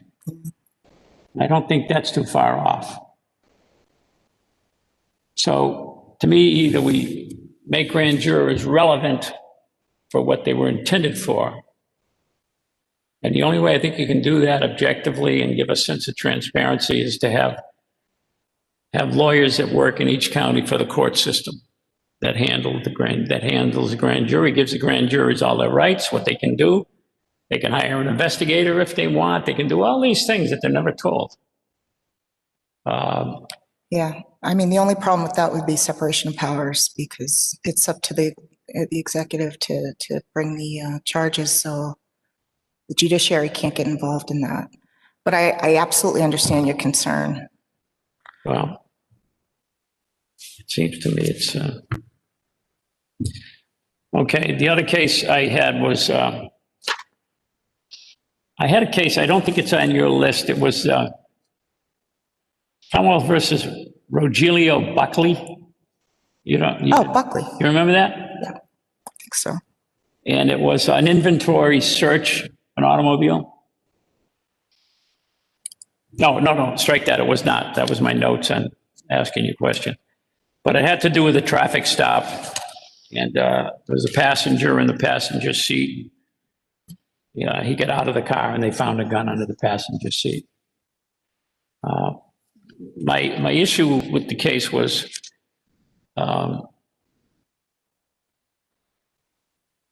me ask you this. Do you think what we call the war on drugs has been successful? Just personally. I don't know that, I'm not sure anybody thinks that anymore, do they? Our court system. Well, when you say the war on drugs. I mean, we have been fighting this for 50 years, trillions of dollars, and we are still in court. It has wreaked havoc on our rights under the Constitution. How many cases are drug cases, search warrants and all of that?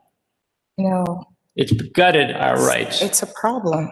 It's a problem. It's led to massive corruption by everybody that's involved in the system with drugs. Yeah. I wouldn't characterize what we're doing now as a war on drugs.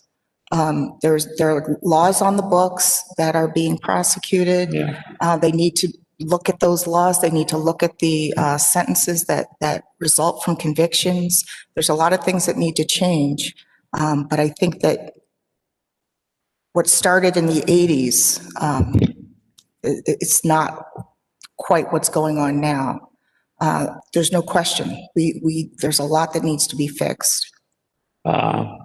It's led to the incarceration of hundreds of thousands of people. And more than half have been minorities, much more than half. It has a disparate impact for sure. Yeah. What do you think of inventory searches? In what respect? Whether it's abused too much.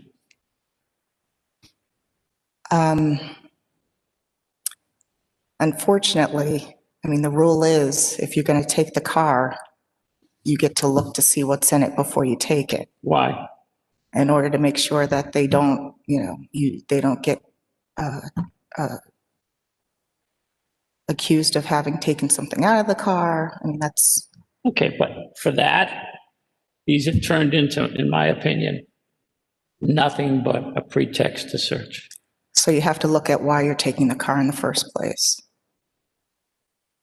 I mean, okay, let's say an individual's car is taken and he makes a complaint that this is missing or that's missing. Isn't it better to let that play itself out in whatever forum than to open up an avenue for unfettered searches of every single car that they're going to put under. They're going to arrest the defendant. They're going to search his car for the inventory. Again, I think searching the car is something that you have to decide whether you're going to take the car, and that has to be reasonable. The next case is Haywood. A blind juror sat on the trial. And I've had that happen to me in a jury. How'd it go? Well, it didn't go good for my client, but what happened was, I think, because nobody, I don't think, including the judge who had the case or anybody involved, the DA or the lawyers, there was another lawyer too, we had never had that happen to us before. So I said to the judge, well, we're going on a view. He said, yeah. So he thought about it, and he said, well, I'll have one of the jurors tell the blind juror what he sees. I said, well, how do we know what he's telling him and the slant he's putting on what he's telling him? How do we know that? So anyway, we went through with it, and there was evidence in the case, pictures and stuff like that, and he had a juror tell the person what he saw again, but you don't know nobody heard what was said. So we didn't know whether he was telling them, hey, look, this picture definitely is convincing that he did this or something, or the other side too, you know? So I think there's got to be some control over that as to what's being told to this particular juror. I agree that there need to be standardized procedures. In this particular case in Haywood, photographs were not really germane to the question to be figured out. But if there's something that does need to be seen, I think you've got a reason that a blind juror wouldn't be qualified to serve on that particular case. Or maybe the defense lawyer and the prosecutor should tell the juror together, the three of them, talk about the pictures. And that's each give a certainly a slant. way to do it. But to have another juror do it is like, geez. Okay. The Claudio case, it involves the Farouk scandal out in Amherst. Have you read Judge Carey's decision on the Farouk case? Out in Springfield? I'm familiar with it. It's been a couple of years. But I know that he made some findings that were... Let me read just a few remarks he's made in a couple of pages here. And the reason I'm reading it is because I've never in my career, 42 years, ever seen anything in writing like this by a judge. He says,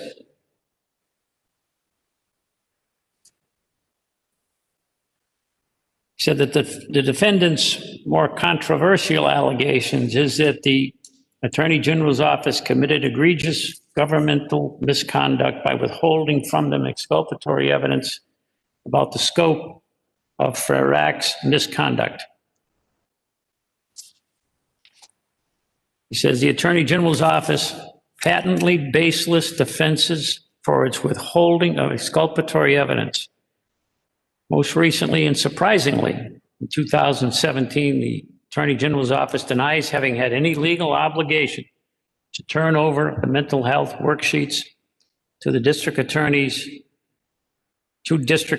because the Attorney General's office had not prosecuted the drug lab defendants, even though they were part of the case. That position is at odds with the fundamental principles of fairness, the duties of the prosecutor to administer justice fairly, and particularly concerning requested or obviously exculpatory evidence, goes beyond winning convictions. Equally groundless are the Attorney General's assertions that it had a good faith basis for believing that the mental health worksheets were privileged. Were that true, the Attorney General's office should have given them to Judge Kinder as ordered in September 2013 for an in-camera review and determination of what should have been disclosed to the defendants. And that was in Springfield, where Judge Kinder had ordered the file to be turned over to him. Unfortunately, he received a letter from one of the assistant attorney generals saying, "I've looked through the file and there's no exculpatory evidence." And he took that at face value, which he shouldn't have done in hindsight. Instead, the Attorney General's office deceived Judge Kinder into believing there were no privileged documents for him to review on the ruse that the Attorney General's office had turned over all of the documents. Foster, who was the other assistant attorney general, Foster's letter essentially violated Judge Kinder's order. The Attorney General's office contention that it had a good faith basis for believing that the mental health records were privileged is further belied by Kaczmarek, who was the other assistant attorney general. Notation in her prosecution memo that case law suggests that the mental health worksheets were not privileged.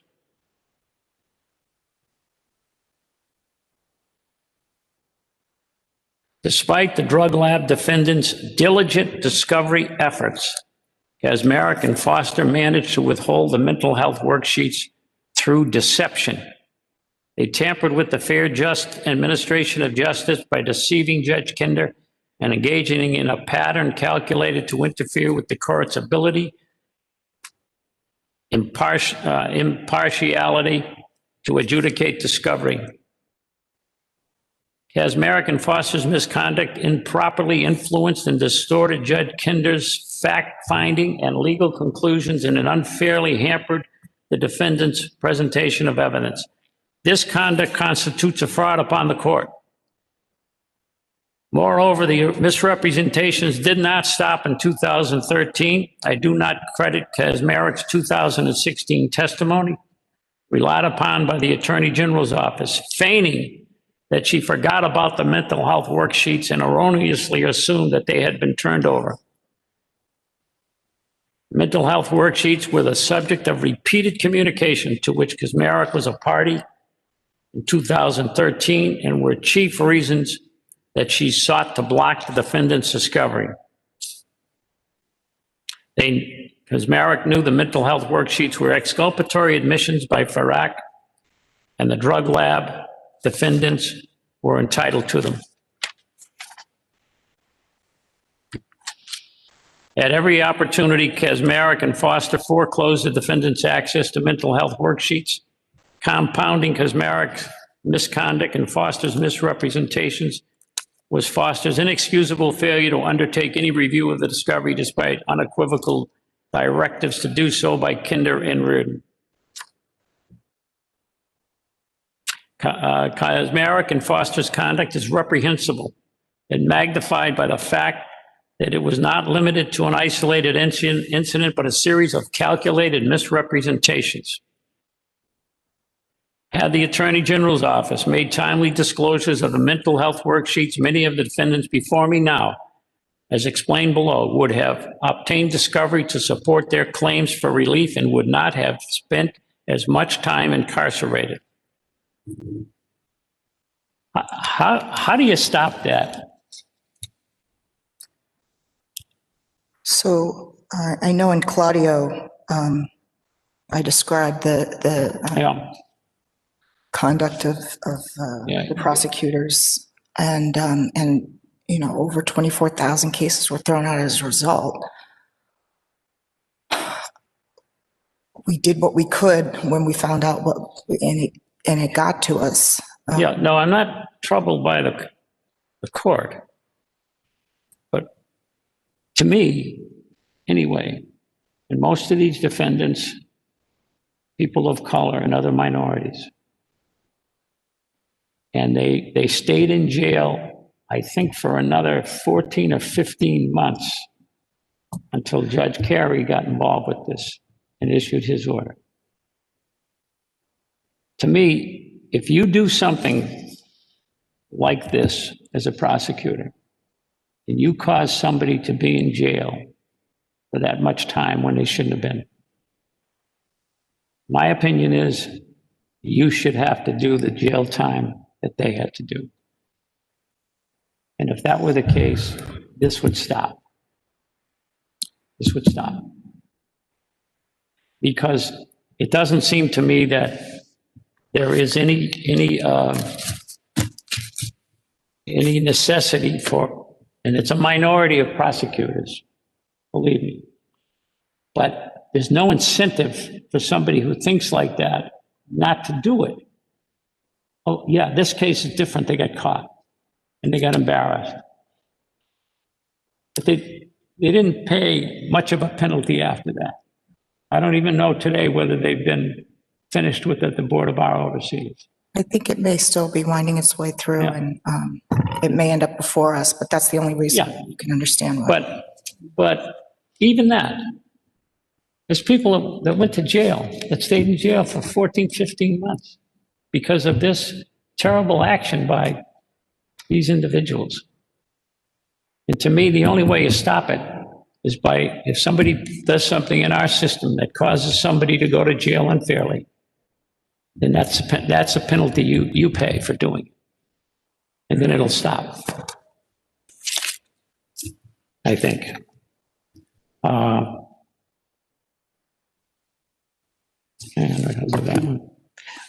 You didn't sit on this case, but it was Commonwealth versus Henry. You were that case that Judge Gantz wrote a wonderful opinion about it. It had to do with restitution and not being forced to pay restitution if you couldn't afford it.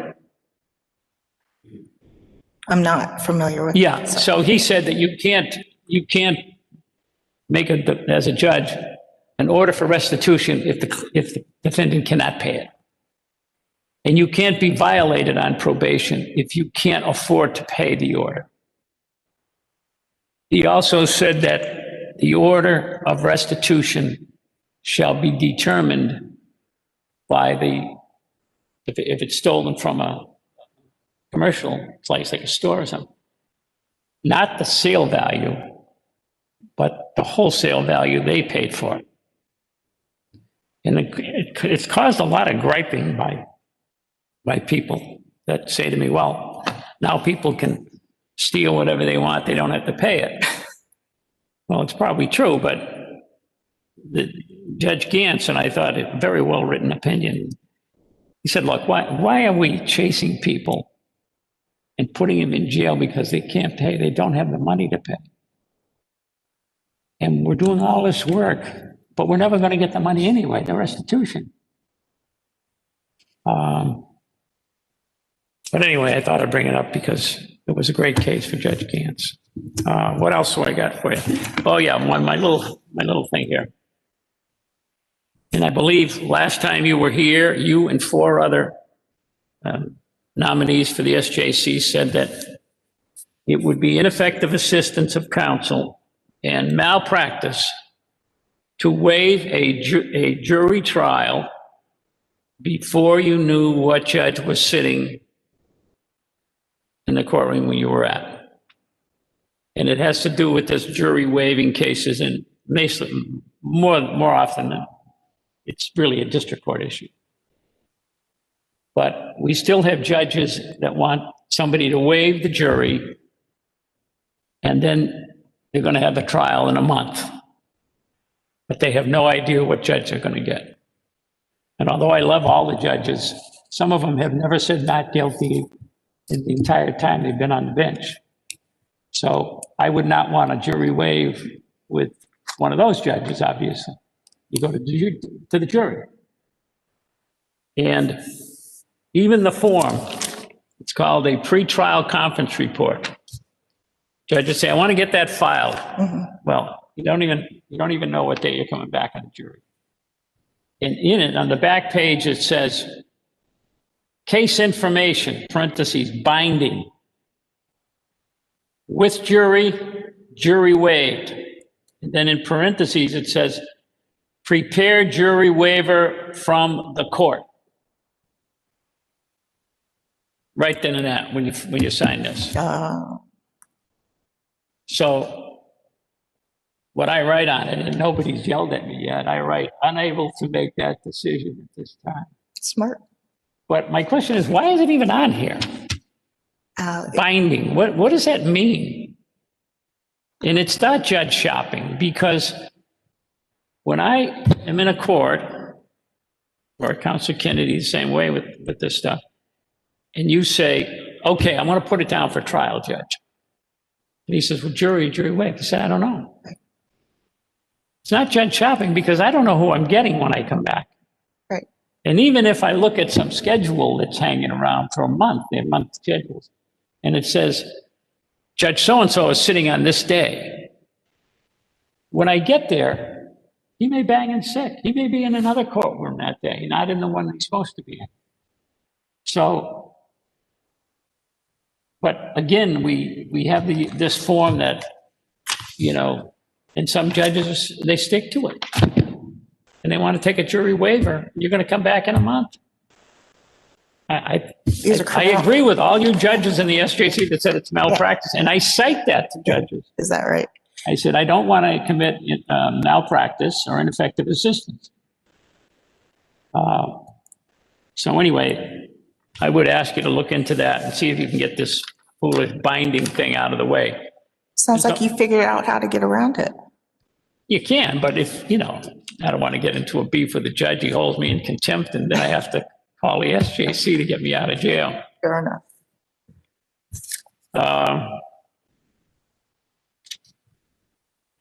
Do you think we have racism in our courts? Yes. It's been a problem for a long, long time. Since before the country was founded. Right. So are judges now sent for mandatory training with regard to that issue? We had a all-court conference back in 2015 or 16. It's time to do another all-court training, but there have been, the Flashner Institute has programs all the time about implicit bias. We had Dr. Ibram Kendi come to speak to us. He's in charge. He's the new, they've got a new center for discrimination bias studies at BU. He came to speak to us. We've got a lot of programming. It's not mandatory. And obviously it's important for those who aren't quite convinced that there is discrimination for them to be educated. We're trying to get there. Who makes the call as to whether it's mandatory? Well, first we have to set something up, and the SJC would probably make that call. Yeah, I would strongly suggest we do it quickly rather than later, because there is racism in our court system. And people are being hurt by it. Yeah. I think a training by itself isn't going to do it. Maybe not. But I'm not disagreeing with you. But it's I a think start. it's important. It's part of what needs to happen. And training not only for every judge, but for every judge to be on the lookout when he or she sees it and say something about it. Yeah. You know that there are implicit bias committees on every trial court, and they're working on these things locally on the ground. So here's something that I think is one of the racist issues in our court.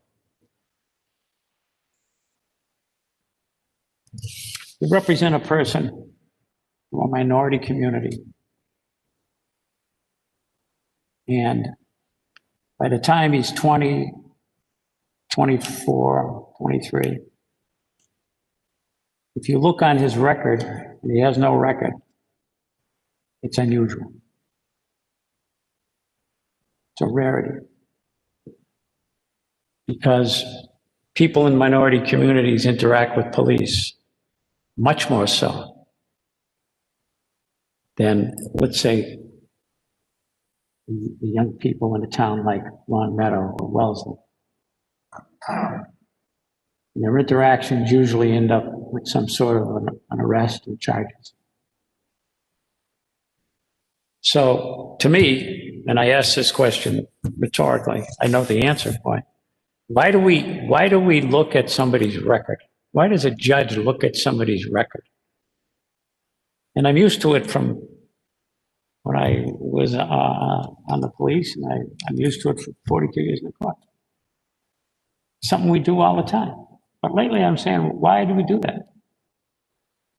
Because for the minorities who are getting nailed with charges and crimes at a much higher level than non-minorities, now a judge looks at a record and says, oh, this fellow's got 5 things in his record.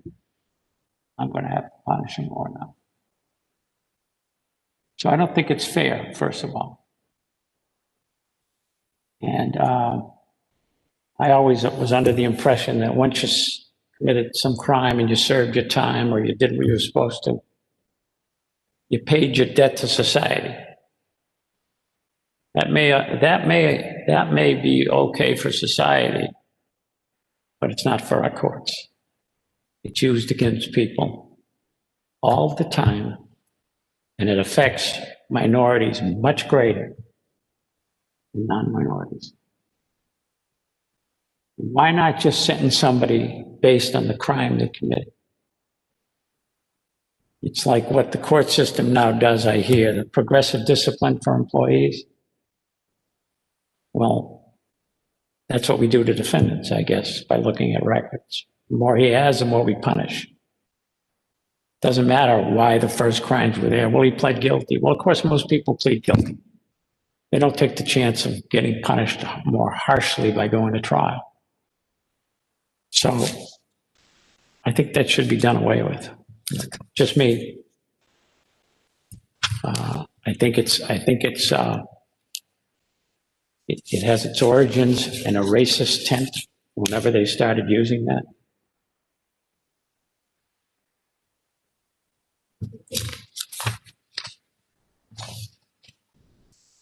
So I don't think you've changed your opinion from when you were last here about 3 things: death penalty, same-sex marriage, and women's right to choose. I don't think you changed your mind on that. So I won't ask you on that. Fair enough.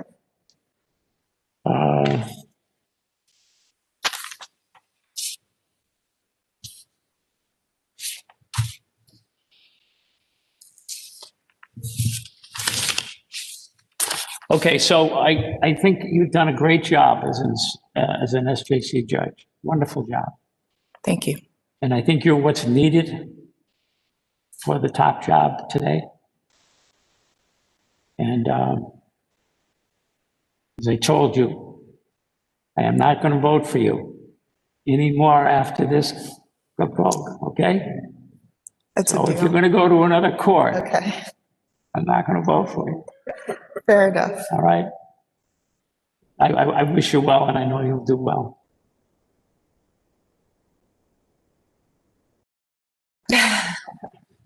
I'd like to call on Councilor Iannella to question the nominee. Thank you. I don't have many questions. It was nice to talk to you a few days ago. Let me say from the outset, and I told you this, an outstanding appointment. I think you're going to do a great job, and I'm looking forward to voting for you next week. It's so good to see your father here, your family, your son. What a proud day. And I'm really proud. I will be proud to vote for you next week. But just a couple of quick questions. Of course. Status of jury trials in Massachusetts. So we are hoping to begin very slowly rolling out jury trials in the next couple of weeks. And when I say slowly, a couple of different courthouses that meet the standards, 6-person juries, 1 a week in each of the courthouses and see how it goes. With the uptick in cases, we have to be very careful. We're not going as quickly as we'd like to go, but we have to figure out a way to do this without causing a super spreader event. Now, when you say 6-person juries, you're talking this criminal session, the civil session? We're going to start with civil cases. And this will be in the district court and the superior court?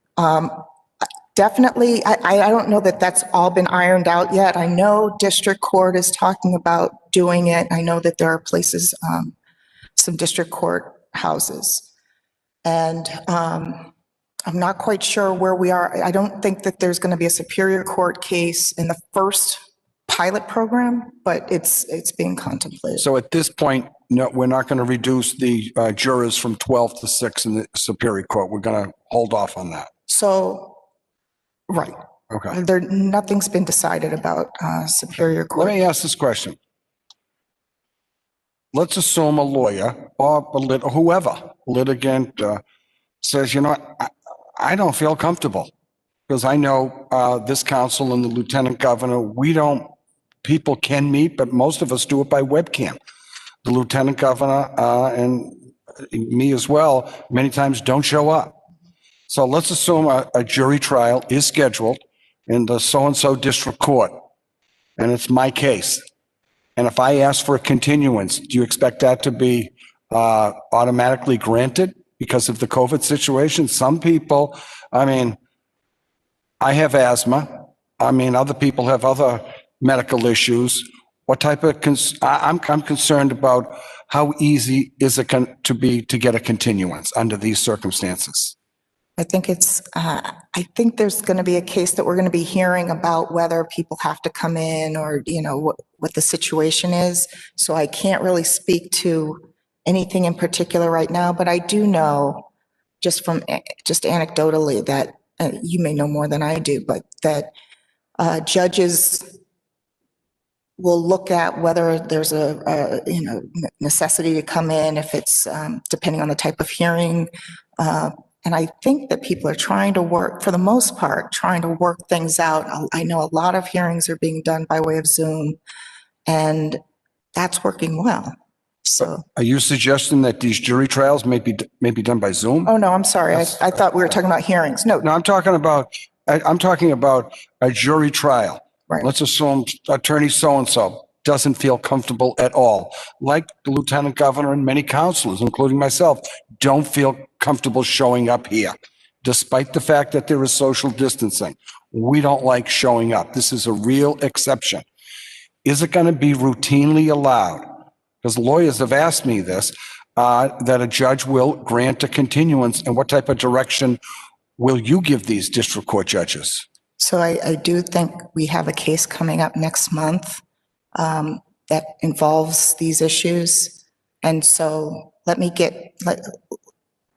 hear that case and decide it. And hopefully that will give guidance with regard to whether lawyers, what happens with lawyers. I think these cases have to do with defendants. But again, lawyers have issues too. For sure. For sure. So I just want to be clear. Well, practically speaking, you can request a continuance, and if that's not allowed, you can take the next step and What's the next step? Appeal it. Single justice. No, I know. Okay. Do you think, again, I'm trying to get a sense because people are asking me, I'm in downtown Boston, there's a lot of people, they're asking that question. And I'm getting the sense, and with all due respect to you, I'm not getting a clear, I'd have to go back to these folks. I'm really not sure. They're going to decide that case somewhere in the future. Yeah. And for a lawyer who says, oh, gee, I got a case coming up January 23rd. Oh, my wife, my kids, this is too much. I can't do it. But I'm getting the impression from you is we're going to wait and see, as opposed to, I guess my question is, what's wrong with just saying the directive, if someone has an issue like that, continue the case? Why? That's what I would hope that the court would say. I'm Sure. talking about Yeah, directed from you. Yeah, so you're saying if somebody has an underlying condition or they just don't feel comfortable? Oh, no, well, like I have asthma. Yeah, if you have an underlying condition, you shouldn't have to put yourself in harm's way. Sure. I agree. Okay. Absolutely. Okay. Well, that's good Oh, because yeah. people have asked me that. No, Yeah. no, I mean, everybody, the cases are going up, deaths are going up. I completely that's my- understand. Thank you for being here. No, seriously. Yes, thank you. Thank you. No, but that's a concern that I've heard from people. Oh, do I have to try this case? Oh, Yeah, so. okay. And let me ask this. If I hear that it's not judges are forcing, no, you got to show up. Should I notify the court? Should I notify your office? Because that's a real problem. If something serious happens to someone's hospitalized because the judge here, the judge in this court or that court is forcing them to try the case. Is that okay? Did we notify your court? I would notify somebody, especially if you have an underlying condition. Do not put your life on the line for. Okay, that's good. Thank you. What about statute of limitations? What's the status of that? In terms of filings, they told what's going on with that? Yeah, I think they're back up and running. I think they're back up. My only concern with that is people have also told me, it's a lot of these courts, you just can't go up and file it. You can't get in. And it's funny, well, I don't know. People always call me. I don't know. They file it just like the nomination papers. Okay, I'm coming into that question, by the way, too. I didn't forget that. But just like the nomination papers, you file nomination papers, the post office. I filed some nominations for somebody, and I got it back 3 weeks later. Undeliverable. What are you talking about? Undeliverable. We got the right address. What happens in those situations? You file it, and you get it back from the statute's gone. And here it is right here. I got the Suffolk Superior Court. I got the right address. What do we do in those situations? I think you can explain the situation and judges have the. But who do we bring that? You said the judge. It's just filed. It's not even assigned. Got it. I got a piece of paper here. What do I do? You talk to the clerk's office. And they're going to say, sorry. What can I do? It's got to be filed by, November 3rd. Sorry. Yeah. I would take it up the chain. I mean. What's the chain, just so I can? So I would say after talking to the person at the desk, asked to talk to the clerk of. No, I got it. But they all say, no, hey, I'd love to help you, but what can I do? I can't change the statute date. The law says you're supposed to file it by November 3rd. If I allow it, the defendant's going to come in with a I can't do it. I'd love to do it for you, Chris, but I can't do that. Well, I could say you could, again, file a 211-3 and try to get it heard by the appeals court or the SJC. Is that something that likely would happen? It's possible. You say possible. That's almost like I think. Ken, I'm not giving you a hard time, but these things could happen. I understand. Possible means it possibly may not. But if you're saying because of the pandemic. Oh, yeah. This is all about I'm sorry. Yeah. This is all about the pandemic. You can't go into court because, it's closed. And you file it and it comes back and undeliverable, whatever. So if that happens, that's obviously a problem. And I would hope that people in the clerk's office understand. But if they don't, I'm worried, like, how far up in the chain do we go? Yeah. Where do you go? Well, that's what I'm trying to get at. What'd you say? That's what I'm trying to say. Yeah. That's what I meant. Yeah. Okay. Right. Okay. Take it to the top. That was easy. That was good. Thank you, Counselor Jubinville. He's good. Now, my last topic. Yes. The case that you folks took up last April on the nomination signatures. Mm-hmm. The signatures, the nomination papers came out. First of all, this does not apply to me. I was unopposed, so it's not like I got an axe to grind, just so you know. The nomination papers came out, I believe, February 4th, 5th, 7th, give or take. And they would do, give or take, April 24th, 1st, give or take. I mean, you can tell me, what was your thought process, the court, in that? Because I can honestly tell you, a lot of people in the political world, the average citizen doesn't really care, Sure. were quite surprised at the decision. tell me your deliberations, your thought process in putting the signatures, like I think you cut them in half. Yeah. Broadly speaking, because of the pandemic, the normal requirements for getting on the ballot, because people couldn't get out and about, it wasn't reasonable. Usually in regular times, it's perfectly fine. But because there's a right to be on the ballot, if you fulfill certain requirements, and those the time period was condensed, and it was very, it was, when things closed down, it was just difficult to do what you could normally do. And so we had to try to figure out a way to, it wasn't perfect, but we tried to figure out a way to adjust things so that we could account for what had happened with the pandemic. And that's really all. Yeah, my concern was, the papers, like I said, came out February 7th. Mhm. You folks decided in late April, give or take. I was second. Juvenville was first. He got all his signatures in first week of March. I got all my I got more than enough that the Secretary of State wouldn't even count all my signatures. They really wouldn't.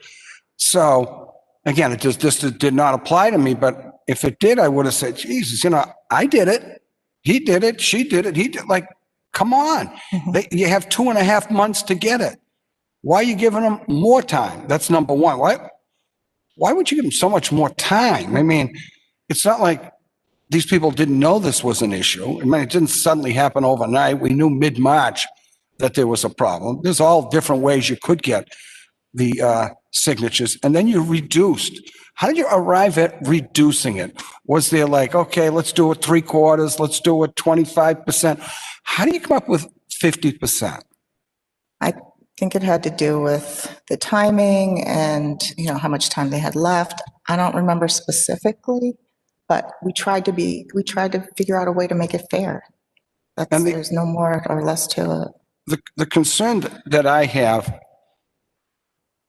I think, and I think a lot of people think, and a lot of people disagree with me, that's the legislature writes the rules. The legislature sets the rules, not the SJC.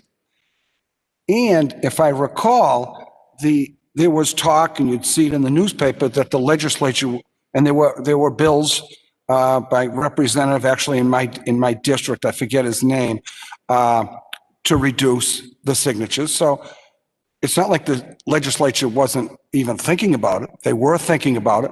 Who knows what they would have done? I guess my first question is, what if the legislature had acted the day before and reduced the signatures instead of 50% to 25%? Would you still have taken the case and maybe or probably done what you did? Yeah, no, we took the case because the legislature hadn't acted. No, I understand that. Right. So there wouldn't be anything. I agree. It's up to the legislature to make those, to put those statutes in place. And the only reason we acted, we were in a position where there is a right to be on the ballot. And there was a situation that the legislature hadn't acted, so we had to step in. Okay, so let's take this coming June is, I'm from the city of Boston. I believe, the nomination papers for mayor of Boston and the city council. And let's assume this pandemic is unbelievable. It's getting crazy. That'd be our worst nightmare. And unlike when us folks run for state office on the state level, we have several months to get nomination papers. I believe when my father and even my brother being on the city council, my understanding is that they have like 3 weeks to get the signatures. Let's assume, I don't even know who sets maybe it's the city council. I don't know who sets the requirements to get signatures. But let's assume that somebody, let's say city, whoever is supposed to do it, reduces the signatures from 3,000 to 2,900. And then for city council, they reduce it from 1,500 to 1,400. So they acted. Mm-hmm. Okay, unlike the legislature did not act. Is that something, and they set the rules. Is that something that the court may take up again to say, oh, they didn't do it enough? They didn't reduce the signatures enough? Or is it a situation where, unlike the legislature, hey, this time the city council did something, maybe it's whatever. So I'm trying to get a sense from you. If you take that up again, like they didn't reduce it enough. Right. It's hard to say what we would do without knowing all of the facts with the situations with the pandemic. But same situation. But I can tell you that we don't like to take over other people's jobs. We do what comes before us.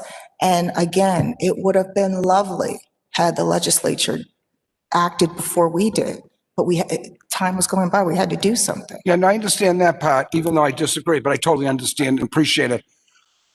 But I'm not, and I can understand it.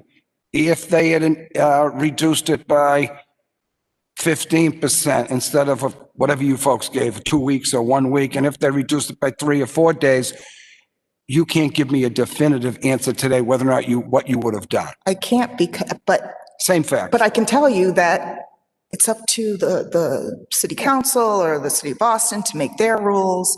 And as a general matter, we let that be, you know. If someone brings a case, we have to take a look at it. If it gets to us, take a look at the facts and see if what they did was reasonable based on what's going on. Sure. No, I understand. I guess there's a case that could hit the, we'll see. I believe the United States Supreme Court, well, I shouldn't say, they may decide, on obviously with what's going on in the country. There's a case out of Pennsylvania. My understanding is the legislature set the rules of, and don't hold me to this, I'm not, said all ballots must be counted by Tuesday, November 3rd at 8 p.m. The Pennsylvania Supreme Court changed what the legislature did and said, no, you have 3 additional days as long as it's postmarked. I'll be almost, not quite the same, but it's almost like in Pennsylvania, if it goes that way, they'll say, hey, the legislature sets the rules. In like this situation, you guys set the rules. So I'll be interested to see what happens in that. And if the Supreme Court does change that and says the legislature sets the rules, if I see you again on you're here for a witness or whatever, I will definitely ask you that question. What's your thoughts on that? We'll take it up then. But thank you so much. Again, it's going to be a pleasure. I think you're an outstanding candidate, and I wish you and your family the very best. Thank you. Thank you so much. Thank you, Councilor Ioneller. I'd like to now invite Councilor Duff to question the nominee. Thank you, and thank you for being here, Judge. And I have to say, on behalf of the city of Peabody, my hometown and where you spent a good part of your life, we are extraordinarily proud of you. They did want me to ask you, you were number 2 in your class at Peabody High School. Whatever happened to number 1? I don't know. It's a good question. So anyway, I'm just teasing. But and on that note, I also want to share with the counselors that I think it was last year or the year before, I brought you and Justice Lowy, also a Peabody High graduate, to Peabody High School to do a forum with the students. And I received so much positive feedback. But the thing that was really stunning to me, and I've shared it with you, and I think I may have shared with your dad, but I want to share it with the Lieutenant Governor and the counselors. Your interaction with the students was, I was told by some parents, literally life-changing for some of them. I got emails and messages from parents, from one woman in particular who said, this judge changed my daughter's life. And you spoke to the students as someone who went to Peabody High, who probably didn't always have some of the same experiences that I had. And at that particular time, unknowns to me, they were going through some real racial issues in the high school. And you being there, your presence, and how you honestly spoke to those students, and I still remember one man's face in that audience. They had never seen anyone like them or heard anyone from their experience or close to it.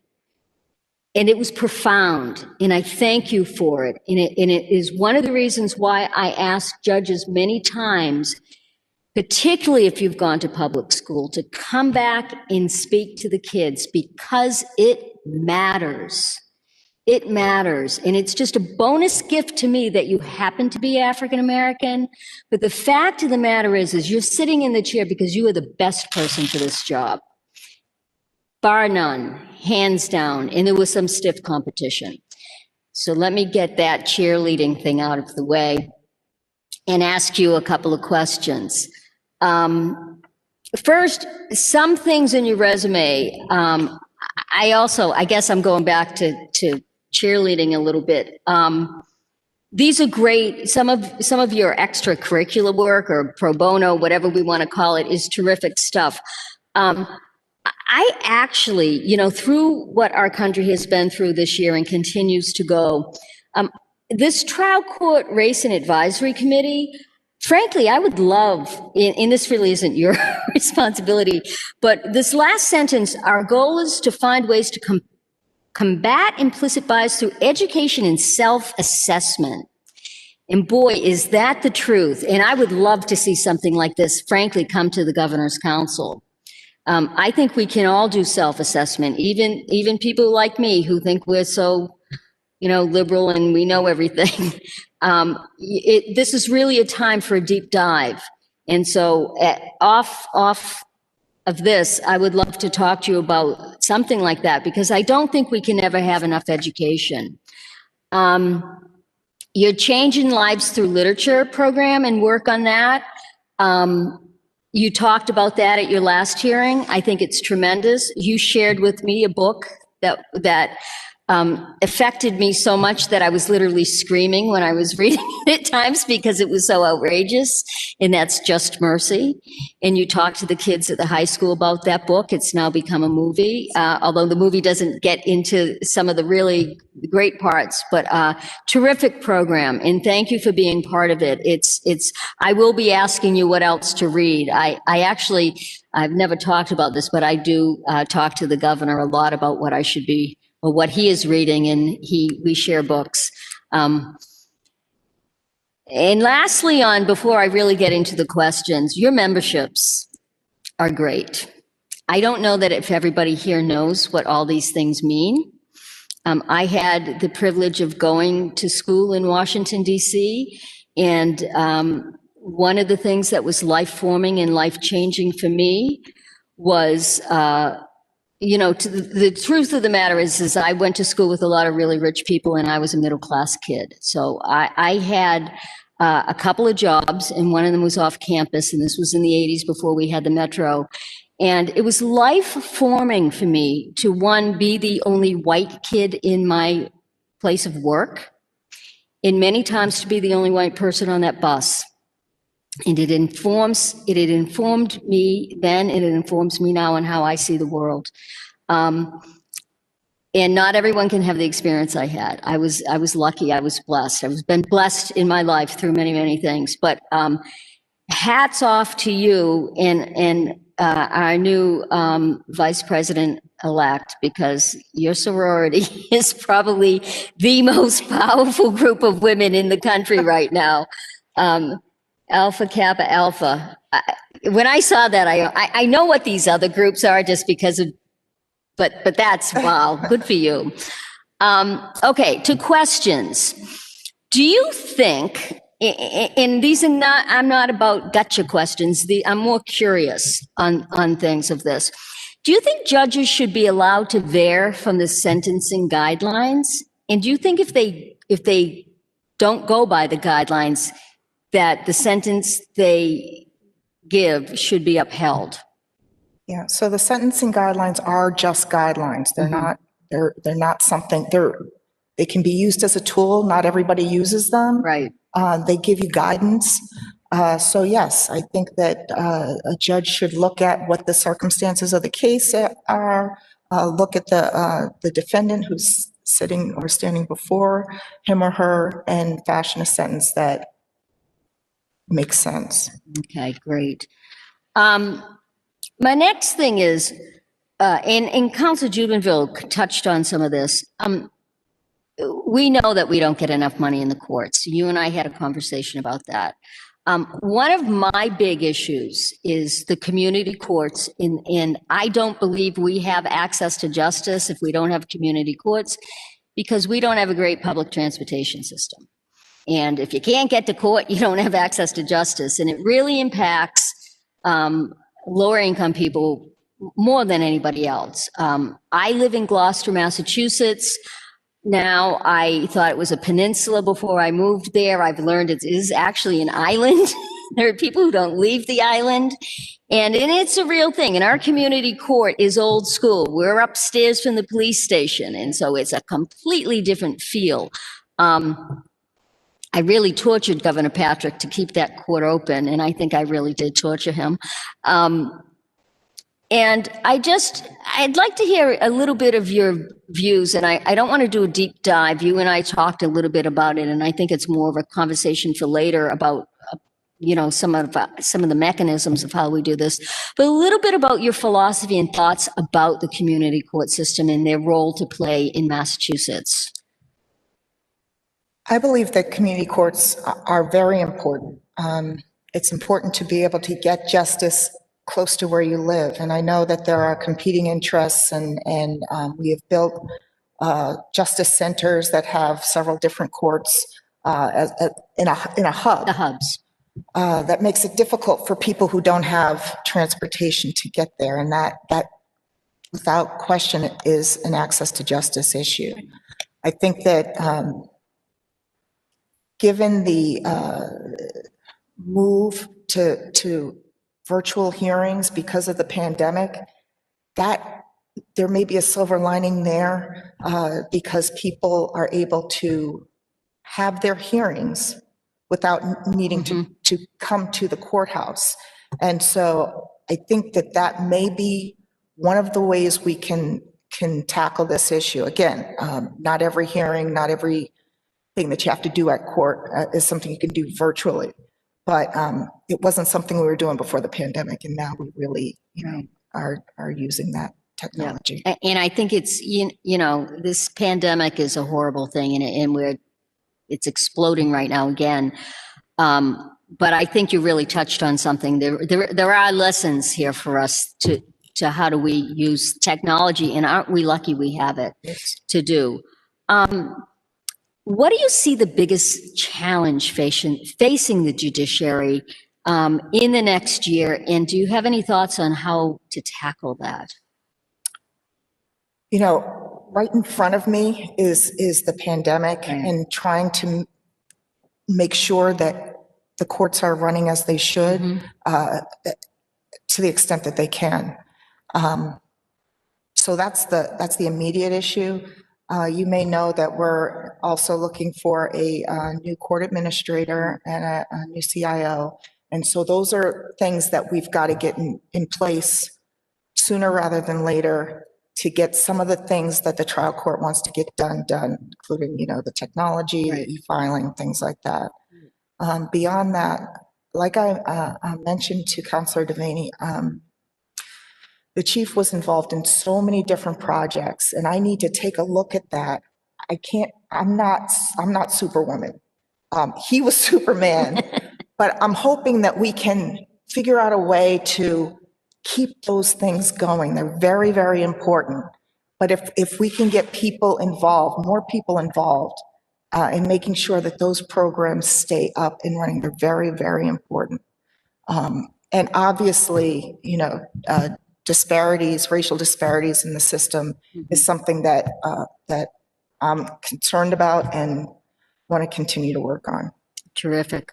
Yeah, and I think the upcoming task for the SJC to hire the next administrator is huge. And frankly, you're quite brave to want to step into these shoes right now, because there has probably, I don't know, some of the others here probably know better than me, but I don't know that there's ever been a time in our court history where we've been dealing with a pandemic, with filling a chief justice, 2 other seats on the court, and then we don't have a court administrator. Plus, we need money. We need money. Can I say that again? We need money.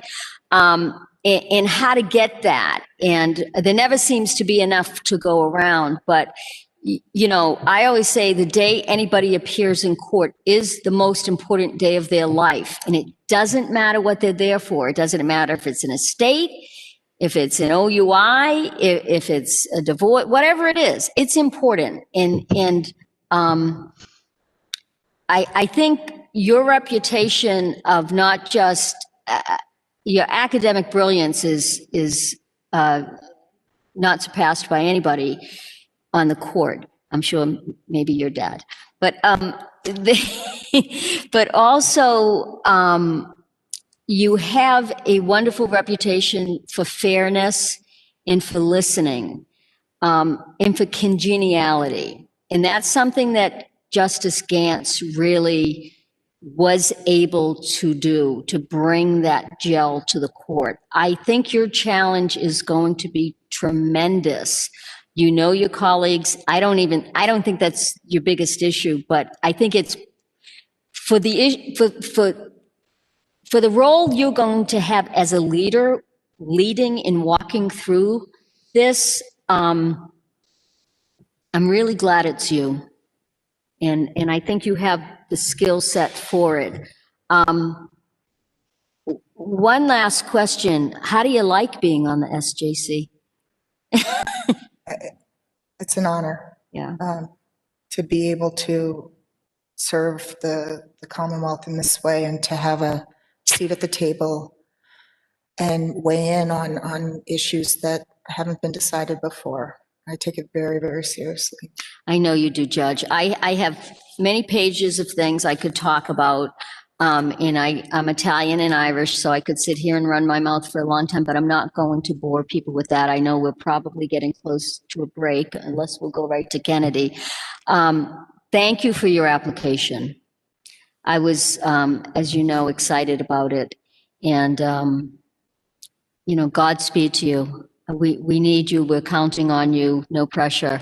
But we are also here to help and support you. I think many of the governor's councils have said many, many times in many, many hearings, we do feel that we should be helping get money out of this legislature a little bit more. And so make us do it. Okay.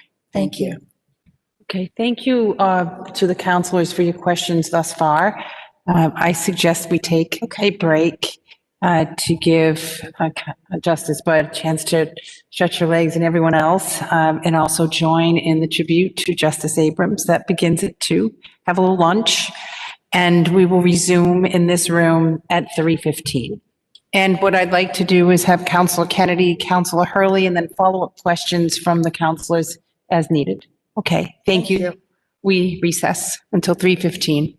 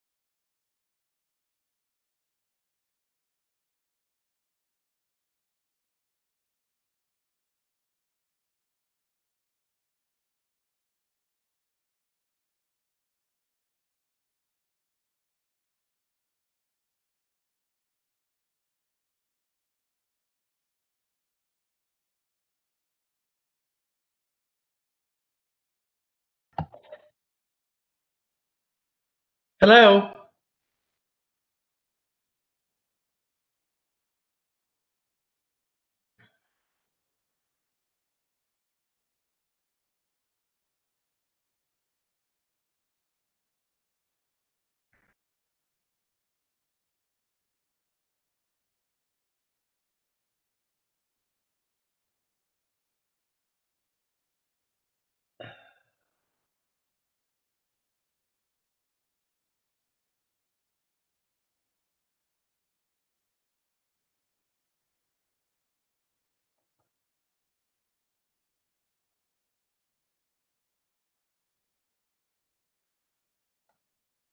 Am I back on?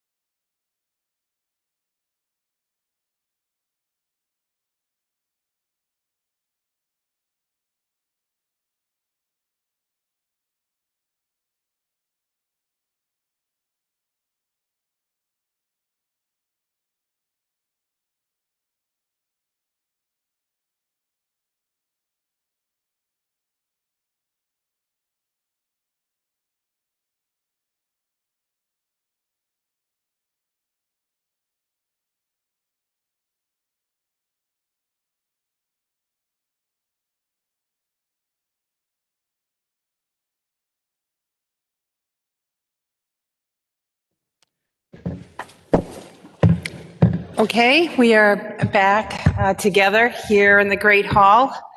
And we said we would resume this hearing at 3:15, and we're pretty much on target. I'd like to now turn it over to Councillor Kennedy to question the nominee, and then we will turn to Councillor Mary Hurley.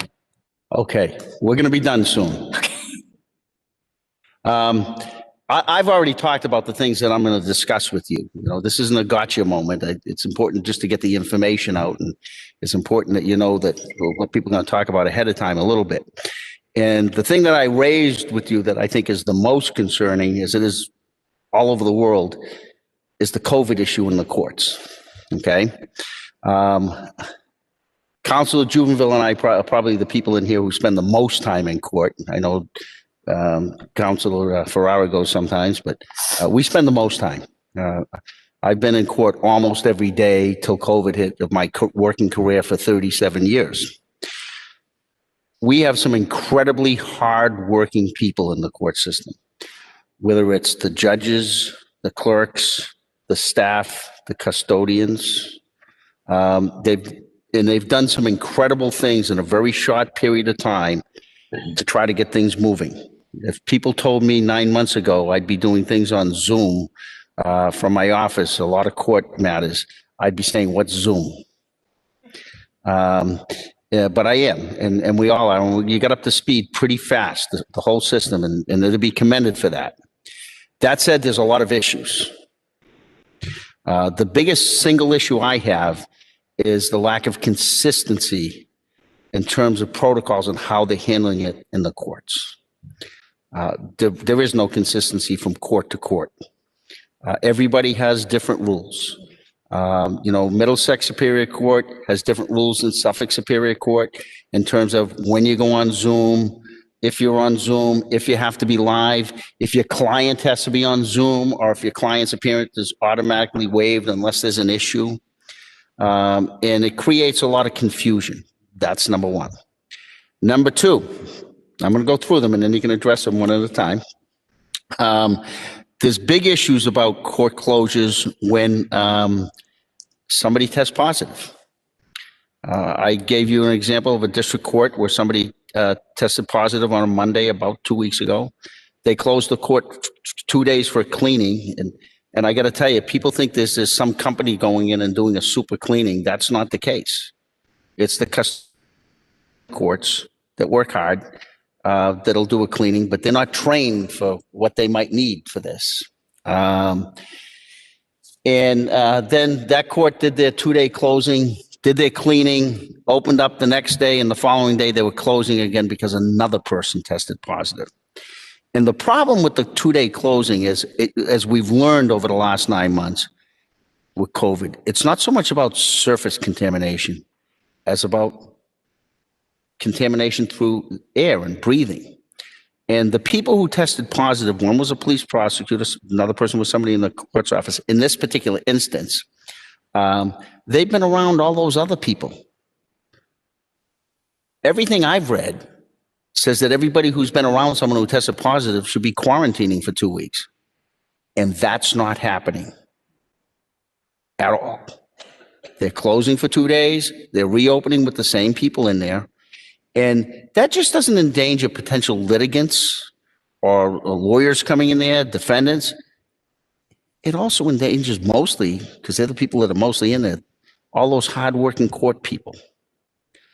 How would you address that, and how would you address the lack of consistency in terms of how courts are handling it? Okay, thank you, Councilor Kennedy. Before I answer your question, I just want to make sure that I tell Councilor Ionella that I found out during the break there will be jury trials in Woburn in Superior Court along with the other district courts, so absolutely. I was going to ask you some more questions about jury trials as well. But Okay, all right, yeah. one at a time. All right. So in terms of when cases or when hearings are going to be on Zoom and when they're not, when, who's going to be there, I think it really does depend on the facts and the situation, with the type of hearing and whether the person's in custody and all of those. But that's not my question. Oh, okay. My question is that right now, I'm getting to that. Oh. My question right now is the lack of consistency in terms of how courts are handling this pandemic and when they close, when they don't close. I get on the Stoughton court, I go up to the window and I talk to a court officer who checks me in, and then I go sit in my car till I'm called. You go to another court, you can just walk in. Yeah. When they close, some courts will close for 2 days, some courts will close for 2 weeks. when someone tests positive. And the person who's making that call is usually the presiding judge, who's not trained to make that call. And they get the guidance that you people give them with standing orders, but they're not getting any information from scientists. Actually, I did look into this, so I appreciate the question, and I appreciate you telling me ahead of time. There is a protocol that they go through. Chief Carey and the court administrator, they are consulting with the DPH. They have an epidemiologist that they consult with and a building specialist. Now, I can't speak to why the court closes as opposed to worrying about, who. I don't know about, I'm not an expert either. So here's You're going to have to become one. Well, here's what they do. They do a contact assessment and see where the person has been and how many people. It's not happening. Okay, well. It's not happening. I can tell you because I get complaints about that. Okay. They're not taking contact information from people going in the court. Mm-hmm. They're not taking it from lawyers. They're not taking it from defendants. When I go to Tony C's restaurant across the street, they take my name and telephone number for contact information in case somebody tests positive. The courts aren't doing that. So maybe that's where there's a problem. And so. That's one problem. I'm not sure how people get notified, but it sounds like that information needs to be used in a different way. People are not getting notified. That's one of the problems. I mean, if the court, somebody in the courthouse finds out, obviously, because then somebody has COVID. The way people are getting notified is a lawyer will find out. It'll end up on a CPS website or something like that. But for the rest of the world, they're not getting notified. They're not taking contact information. I've been told that they don't do it because they're afraid it's an invasion of privacy. So they're not getting, it's not, I'm just telling you, it's not happening.